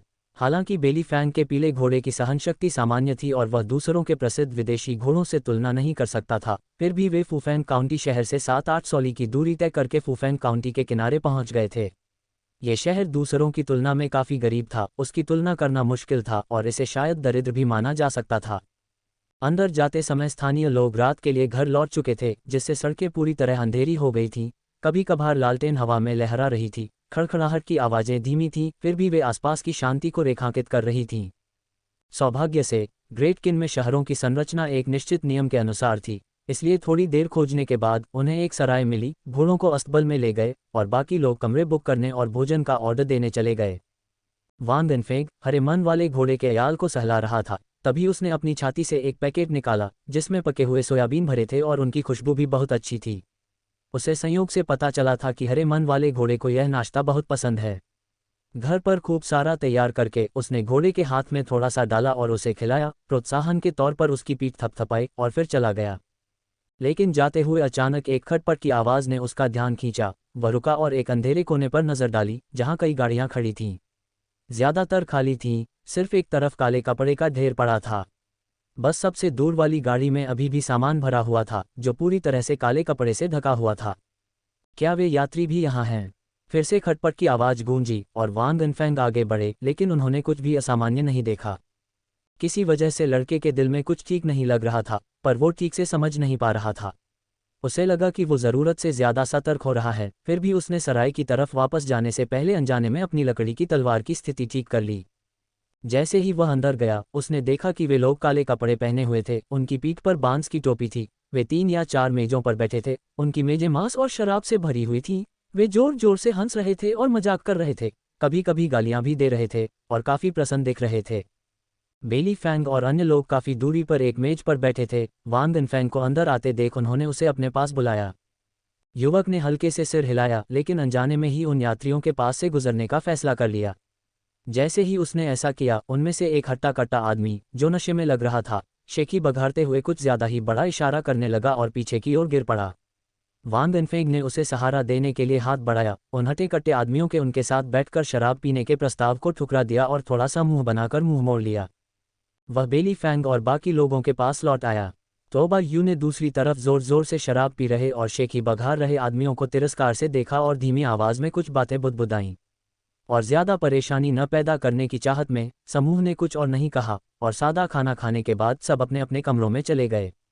लेकिन वान गनफेंग का दिमाग अभी भी उस अजीब जहर से भरा हुआ था। जब वह पहले वहां से गुजरा तो उसके मिश्रित युवान शरीर की प्रतिक्रिया और भी तीव्र थी, मानो उसने अभी अभी जहर का सामना किया हो। अगर यह सिर्फ एक बार की मुलाकात होती तो वान गनफेंग इस बारे में ज्यादा नहीं सोचते, लेकिन दोबारा मुलाकात होने पर यह विचार उनके मन में लगातार घूमता रहा। एक पल सोचने के बाद उन्हें कुछ समझ नहीं आया और वे बस बिस्तर पर पालथी मारकर बैठ गए, ध्यान और साधना करने की तैयारी करने लगे। क्योंकि उनके साथ कुछ लोग थे, इसलिए इन दिनों शाओलिन मंदिर में प्रवेश करना सुविधाजनक नहीं था। बिस्तर पर बैठकर वह अपने मन से भटके हुए विचारों को त्याग कर आत्महीनता से हंसने लगा। वह अति संवेदनशील हो गया था। ये कहना गलत नहीं होगा कि विश्व मार्शल कलाकारों की तो बात ही छोड़िए, यहाँ तक कि सामान्य वयस्क भी इस पर थोड़ी बहुत प्रतिक्रिया ही करेंगे। संभवतः इसका प्रभाव केवल बच्चों पर ही पड़ेगा। ये सोचते ही वान गनफेंग के दिल में अचानक एक हलचल सी दौड़ गई और उसने अचानक आंखें खोल दीं। न जाने क्यों पहले सुनी गई हल्की सी खटखट की आवाज़ उसके कानों में गूंज रही थी। मन को शांत न कर पाने के कारण वह उठा और खिड़की खोलकर अस्तबल की तरफ देखने लगा। उसके हाव भाव धीरे धीरे बदल रहे थे। फिर उसने दांत पीस लिए। कुछ ठीक नहीं था। अपने पिछले अनुभवों को देखते हुए जब भी जहर का जिक्र होता था तो लड़के के दिमाग में सबसे पहले नींद की दवाएं आती थीं। मन में संदेह के बादल छाए हुए थे, इसलिए उसने नीचे जाकर जांच करने का फैसला किया। सीढ़ियों से न उतरकर उसने अपनी किंगबोंग तकनीक से इमारत की दूसरी मंजिल से हल्के से छलांग लगाई और सावधानी से अस्तबल की ओर बढ़ा। हालांकि यह अनुचित था, फिर भी उसके दिल में उठ रही अजीब सी भावना ने वान गनफेंग को अपने फैसले पर अडिग बना दिया। उसने सोचा कि इधर उधर देखने को चोरी नहीं माना जाना चाहिए। माफी मांगते हुए युवक ने ध्यान से काले कपड़े का एक कोना उठाया और अंदर झांका तो देखा कि कुछ ताज़े फल, कुछ स्क्रॉल और पेंटिंग्स एक साथ रखे हुए थे। उसने राहत की सांस ली, सोचा कि वह बस थोड़ा सा डर रहा था, लेकिन उसी पल उसका मिश्रित युवान कौशल अचानक तेज हो गया। वान गनफेंग की अभिव्यक्ति बदल गई और वह जल्दी से वैगन में चढ़ गया, ढेर में रखे सामान को छानने लगा। उसका चेहरा राख सा हो गया। एक बच्चा, पूरी तरह से बंधे हुए बच्चे के चेहरे पर 1 दर्जन से ज्यादा घाव थे, जिससे उसका असली चेहरा पहचान में नहीं आ रहा था। उन्हें एक बांस की टोकरी में डाल दिया गया था। उनकी आंखें बंद थीं, वे बेहोश लग रहे थे, लेकिन उनकी उंगलियां जिद से कांप रही थीं। अचानक वे नीचे रखे तख्ते से टकराए, जिससे हल्की सी खटपट की आवाज आई। शरीर सब्जियों और फलों से भरा हुआ था और जैसे जैसे वह करीब आता गया, सैकड़ों विषों के प्रति उसके शरीर की प्रतिरोधक प्रतिक्रिया उतनी ही तीव्र होती गई। वान गनफेंग के दिल में गुस्से का एक उफान उमड़ पड़ा। उसने बड़ी तबाही मचाने की इच्छा को दबाने के लिए गहरी सांस ली और ध्यान से आसपास की जगह साफ करने के बाद जब उसे कोई और बच्चा नहीं मिला तो उसने जू किनशुन द्वारा छोड़ा गया खंजर निकाला, अपनी आंतरिक शक्ति का इस्तेमाल किया और बांस की टोकरी को तोड़ दिया। अंदर पहुंचकर उसने सावधानी से बच्चे को उठाया और गाड़ी से कूद गया। तभी एक खनखनाहट की आवाज सुनाई दी। वान गनफेंग के रोंगटे खड़े हो गए और उसने ऊपर देखा तो एक शराबी, हट्टाकट्टा और काले कपड़े पहने आदमी दिखाई दिया, जो शौच के लिए बाहर जाने वाला था। वह बस वैन से कूदते हुए वान गनफेंग को घूर रहा था। एक पल की बेहोशी के बाद वह आदमी मुड़ा और भाग गया। वान गनफेंग ने अपना हाथ उठाया और चाबुक अजगर की तरह बाहर निकल आया। नशे में धुत वह आदमी 2-4 कदम चलने के बाद ही लड़खड़ाकर जमीन पर गिर पड़ा। दूरी बदलते ही चाबुक, जो असल में उसे पीछे खींचने के लिए था, उसकी पीठ से टकराया, जिससे उसके कपड़े फट गए और उसकी त्वचा तुरंत लाल हो गई। आपका अगला अध्याय साम्राज्य पर है। उस आदमी को जोरदार झटका लगा और उसे बहुत तेज दर्द हुआ, जिससे उसकी चेतना कुछ हद तक जागी। जब उसे एहसास हुआ कि क्या हो रहा है तो वह जोर से चिल्लाया, कोई सामान चुरा रहा है। वह जोर से चीखा और लगभग उसी समय चाबुक का ताला किसी क्रूर अजगर की तरह फुफकार उठा, तेजी से अपनी दिशा बदलकर उस आदमी को उलझाने और फंसाने लगा। सराय के अंदर से लोग दौड़कर बाहर आए और देखा कि उनका साथी लंबे चाबुक से बंधा हुआ हवा में लटका हुआ है। उनके हाव भाव एकदम बदल गए हैं। कौन इतना लापरवाह होने की हिम्मत करता है? तुम हमारे दाशीबान का सामान लूटने की भी हिम्मत करते हो?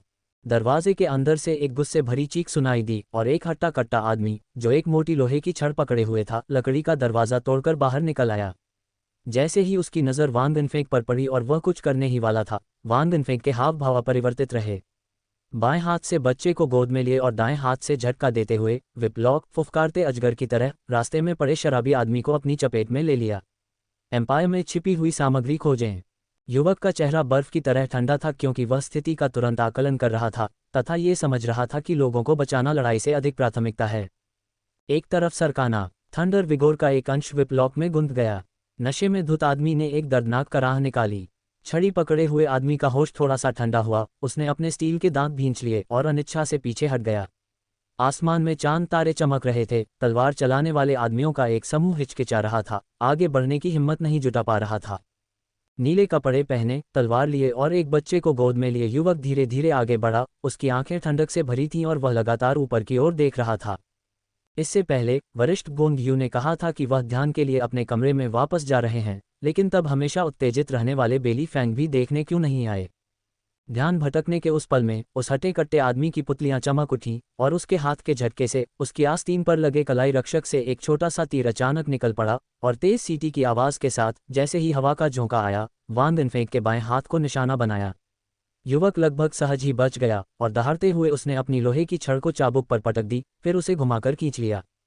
उसे नीचे ले जाओ। दहाड़ में वान दिनफेंग के बराबर एक जोरदार बल्लो मड़ा, जिससे कोड़ा लगभग उसकी पकड़ से छूट गया। इसी बीच आसपास के लोग अपनी तलवारें लेकर तेजी से आगे बढ़े और वान दिनफेंग पर वार करने लगे। जवाब में वान दिनफेंग ने कोड़ा एक तरफ फेंक दिया, पीछे हटते हुए अपने बाएं हाथ से बच्चे को गोद में लिया और अपने दाहिने हाथ से पीछे तलवार की मूठ पकड़ने की कोशिश की। तलवार की खनकती आवाज के बीच अष्टभुजी तलवार म्यान से बाहर निकली। उस क्षण बच्चे के जख्मों का इलाज करने के लिए वापस लौटने को आतुर और इन दुष्ट तस्करों के प्रति घृणा से भरकर उसने बिना किसी हिचकिचाहट के वार किया। शांत रात्रि में अचानक गड़गड़ाहट की आवाज गूंज उठी। चूंकि वह वान दिनफेंग के करीब था, इसलिए बच्चे पर लगी नींद की दवा मिश्रित युवान शरीर द्वारा नीली और बेअसर होने लगी। दृढ़ इच्छाशक्ति से बच्चे ने अचानक अपनी आंखें खोली। उसका शरीर कांप रहा था। सबसे पहले उसने एक काले कपड़े पहने भयंकर चेहरे वाला आदमी देखा जो अपनी तलवार से वार कर रहा था। उसके चेहरे पर भय और आतंक साफ दिखाई दे रहा था। लेकिन अगले ही पल उसने एक नीली वज्र जैसी तलवार की परछाई हवा में चीरती हुई देखी, जिससे वे खूंखार आदमी चिथड़े की गुड़िया की तरह उड़ गए। तभी उसे एहसास हुआ कि उसे पकड़ा जा रहा है और उसके कान में एक धीमी आवाज सुनाई दी जो मानो किसी चीज को दबा रही हो। अब सब ठीक है, डरो मत। तभी छड़ी वाला आदमी अचानक वान दिनफेंग के पास आ गया और बेरहमी से अपनी भारी लोहे की छड़ वान दिनफेंग की छाती और पेट पर दे मारी। हालांकि लापरवाही थी, लेकिन उसकी किंगबोंग चाल कमजोर नहीं थी। छड़ी की तेज क्यू हवा में सीटी बजाते हुए आपस में उलझ गई। वान दिनफेंग नीचे उतरा, अपने शरीर से बच्चे को ढांकते हुए, अपनी पीठ से वार सहते हुए। उस आदमी को एक क्षणिक खुशी हुई जो जल्द ही भय में बदल गई। छड़ की ताकत बिना किसी प्रतिक्रिया के मानो हवा में गायब हो गई। अचानक एक तेज आवाज हुई। युवक के पैरों के नीचे का नीला पत्थर चकनाचूर हो गया और हवा का झोंका ऐसा कांप उठा मानो किसी जंगली बैल ने मारा हो। तभी उसे एहसास हुआ कि युवक ने वास्तव में बिना किसी स्पष्ट चोट के उसकी पूरी मार झेल ली थी। पीछे हटते हुए उसने लंबी छड़ को दो छोटे भालों में विभाजित किया, रक्षात्मक रूप से अपने सामने पार किया और चिल्लाया, युवा नायक, क्या कौशल है! क्या मैं आपका नाम जान सकता हूं और आप हमारे दाशिबान के साथ क्यों संघर्ष करते हैं? वान दिनफेंग ने अपनी तलवार को एक कोण पर रखा और दोनों तरफ एक नज़र दौड़ाई। यह मुठभेड़ क्षणिक थी। उसने सिर्फ 4-5 आदमियों को ही ढेर किया था और लगभग 10 और काबिल आदमी अभी भी उसका सामना कर रहे थे। उसने अभी अभी बच्चे का इलाज करने के लिए भागने के बारे में सोचा था, लेकिन जब बच्चा जाग गया तो उसे राहत मिली। अब उसने इन सभी अक्षम्य तस्करों को पकड़ने की योजना बनाई। हालांकि यह झड़प थोड़ी देर की थी, लेकिन इससे काफी हंगामा मच गया था और शायद बेली फैंग और दूसरे लोग सतर्क हो गए थे। उसे लगा कि अगर वह थोड़ी देर और रुका रहा तो मदद जरूर पहुंच जाएगी। ये सोचकर वान दिनफेंग ने अपने हाथ में पकड़ी लकड़ी की तलवार को थोड़ा सा घुमाया। बिजली की शक्ति तलवार की धार पर घूम रही थी और कंपन कर रही थी। ये देखकर उस आदमी को एहसास हुआ कि इसका अंत अच्छा नहीं होगा। उसका चेहरा एक भयंकर भाव में बदल गया। उसकी आंतरिक शक्ति उसके भीतर उमड़ पड़ी। एक उग्र बैल की आवाज उसके अंदर खून के बढ़ने के साथ ही गर्माहट की अनुभूति की ओर बढ़ रही थी। फिर भी अज्ञात रूप से उसे एक अनियंत्रित ठंड का एहसास हुआ। आखिरकार वह सिहर उठा। उसकी बढ़ती हुई आंतरिक शक्ति अचानक बिखर गई। उसके कदम लड़खड़ा गए। तभी उसने देखा कि न जाने कैसे स्वर्ग और पृथ्वी पर गिरती हुई सरसराती हुई बाइजू ने अपनी चादर ओढ़ ली थी, जो पहले से ही जमीन को ढांक रही थी। बेहद खूबसूरत, फिर भी बेहद ठंडा। उसके चेहरे पर उलझन के बादल छा गए। उसकी नज़र वान दिनफेंग पर पड़ी और वह अपनी युद्ध शक्ति को फिर से इकट्ठा करने ही वाला था, लेकिन तभी उसे एहसास हुआ कि अब वह अपनी आंतरिक शक्ति को बिल्कुल भी नहीं जुटा सकता, मानो वह जम गई हो। उसके हाव भाव अचानक बदल गए और अब वह बेतहाशा हिलने की हिम्मत नहीं कर पा रहा था। तापमान और भी ठंडा हो गया, मानो तलवार जैसी तेज हवा में चीरती हुई सबके चेहरों को चीर रही हो, सिवाय उस जगह के जहां वान दिनफेंग खड़ा था, जो गर्म बना हुआ था। युवक समझ गया और उसने राहत की सांस ली। उसने अपनी कलाई हिलाई, तलवार म्यान में डाली और जोर से बोला। जूनियर ने सीनियर गोंग यू को उनकी सहायता के लिए धन्यवाद दिया। एक ठंडी आवाज़ धीरे से गुनगुना उठी, आंगन की बर्फ बर्फ में बदल गई और फिर इंच इंच करके बिखर गई। उसी क्षण एक दर्जन कुशल योद्धा अपनी सारी शक्ति खो बैठे और जमीन पर गिर पड़े, हिलने डुलने में असमर्थ। ऊपर की बालकनी से बेली फैंग और दो अन्य लोग अपने किंगोंग का उपयोग करके बाहर कूद पड़े। उनके पीछे एक सफ़ेद पोशाक में एक लड़की, एक लंबी तलवार लेकर, एक दिव्य प्राणी की तरह नीचे तैरती हुई आए और एक तरफ खड़ी होकर बोली, आपके चाचा ऊपर आपकी प्रतीक्षा कर रहे हैं, अपने आप जाओ। जू किनशुंग ने वांग गनफेंग की गोद में बच्चे को देखा, उसके चेहरे के भाव थोड़े बदल गए। वे अभी ध्यान कर रहे थे कि तभी उन्हें बाहर से आवाज़ें सुनाई दी और उन्होंने पहचान लिया कि यह वांग गनफेंग ही है, लेकिन गोंग यू ने उन्हें उसकी मदद करने से पहले ही रोक दिया। अब स्थिति के बारे में कुछ भी न जानते हुए और बच्चे का भयावह चेहरा देखकर वह कुछ चौंक कर बोली, भाई वांग, ये है, हम बाद में बात करेंगे, अब ये जगह तुम्हारे ऊपर है। वांग गनफेंग ने जल्दी जल्दी अपनी बात कही और सराय में घुस गया। छड़ी वाला आदमी हिलने डुलने की क्षमता खो चुका था, फिर भी वह मुश्किल से बोल पा रहा था। मुझे नहीं पता कि किस सीनियर ने कदम उठाया है। खांसी खांसी खांसी, क्यों? उस छोटे चोर की मदद क्यों करें? इससे पहले कि वह अपनी बात पूरी कर पाता, उसकी गर्दन में ठंडक दौड़ गई और वहां पहले से ही एक लंबी तलवार रखी हुई थी, जिसकी तीक्ष्णता से उसके रोंगटे खड़े हो गए। और उसके पीछे सफ़ेद वस्त्र पहने उग्र किंगफेंग एज लड़की खड़ी थी, जिसने ठंडे स्वर में अपना मुंह खोला और कहा, छुट्टी। तलवार की धार उसकी गर्दन पर लगी, जिससे एक हल्का सा खूनी निशान बन गया और उसके पूरे शरीर में ठंडक फैल गई। उस हटे कट्टे आदमी को अन्याय का गहरा एहसास हुआ। उसने गिरोह के लिए एक काम पूरा किया था, वेश्यालय गए बिना अपने भाइयों के साथ खाना खाया था, फिर भी उसे एक अनचाही मुसीबत का सामना करना पड़ा।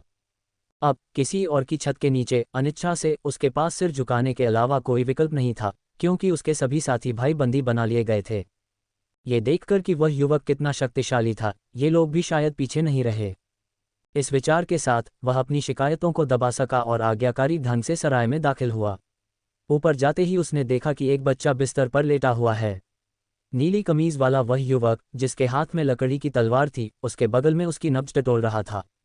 हालांकि वह लड़का 14 या 15 साल का लग रहा था, लेकिन उसमें पहले से ही युद्ध कला के अच्छे हुनर थे। बच्चे की तरफ मुड़कर देखा, वह अभी भी नीचे नशे में था और रोशनी कम थी। अब जब वह साफ देख पा रहा था, तो बच्चे के पीले चेहरे पर कई गहरे जख्म के निशान थे, जिनकी त्वचा और मांस उखड़ गए थे, लगभग अमानवीय। ये देखकर वह पूरी तरह से डर गया। उसका मन स्थिर हुआ और उसे एहसास हुआ कि यह कोई बुरी आत्मा नहीं है। वह बस मन ही मन विलाप कर रहा था कि यह कितना बदकिस्मत बच्चा था। किस तरह के माता पिता अपने बच्चे के साथ ऐसा घिनौना कृत्य होने देंगे? जब वह विचारों में खोया हुआ था, उसने देखा कि नीली शर्ट वाला युवक अपनी आंखें उठाकर सीधे उसकी ओर देख रहा है। उसका स्वर ठंडा है। इस बच्चे को उन गुजरते यात्रियों ने नुकसान पहुंचाया है। ये शब्द सुनकर उस बलवान आदमी का दिल मानो किसी रसातल में डूब गया। तभी सफ़ेद कपड़ों वाली लड़की की नज़र उस पर पड़ी, जिससे वह अनजाने में ही पेशाब करने की इच्छा से कांप उठा और लगभग घुटनों के बल गिर पड़ा। आसपास मौजूद अपने मातहतों की परवाह किए बिना उसने अपनी आवाज़ ऊंची की और जोर से चिल्लाया, वरिष्ठ, यह एक गलतफहमी है, एक गलतफहमी। जूनियर कभी ऐसा कृत्य नहीं करेगा। मैं आपसे विनती करता हूँ, मैडम, सच्चाई देखिए, सच्चाई देखिए।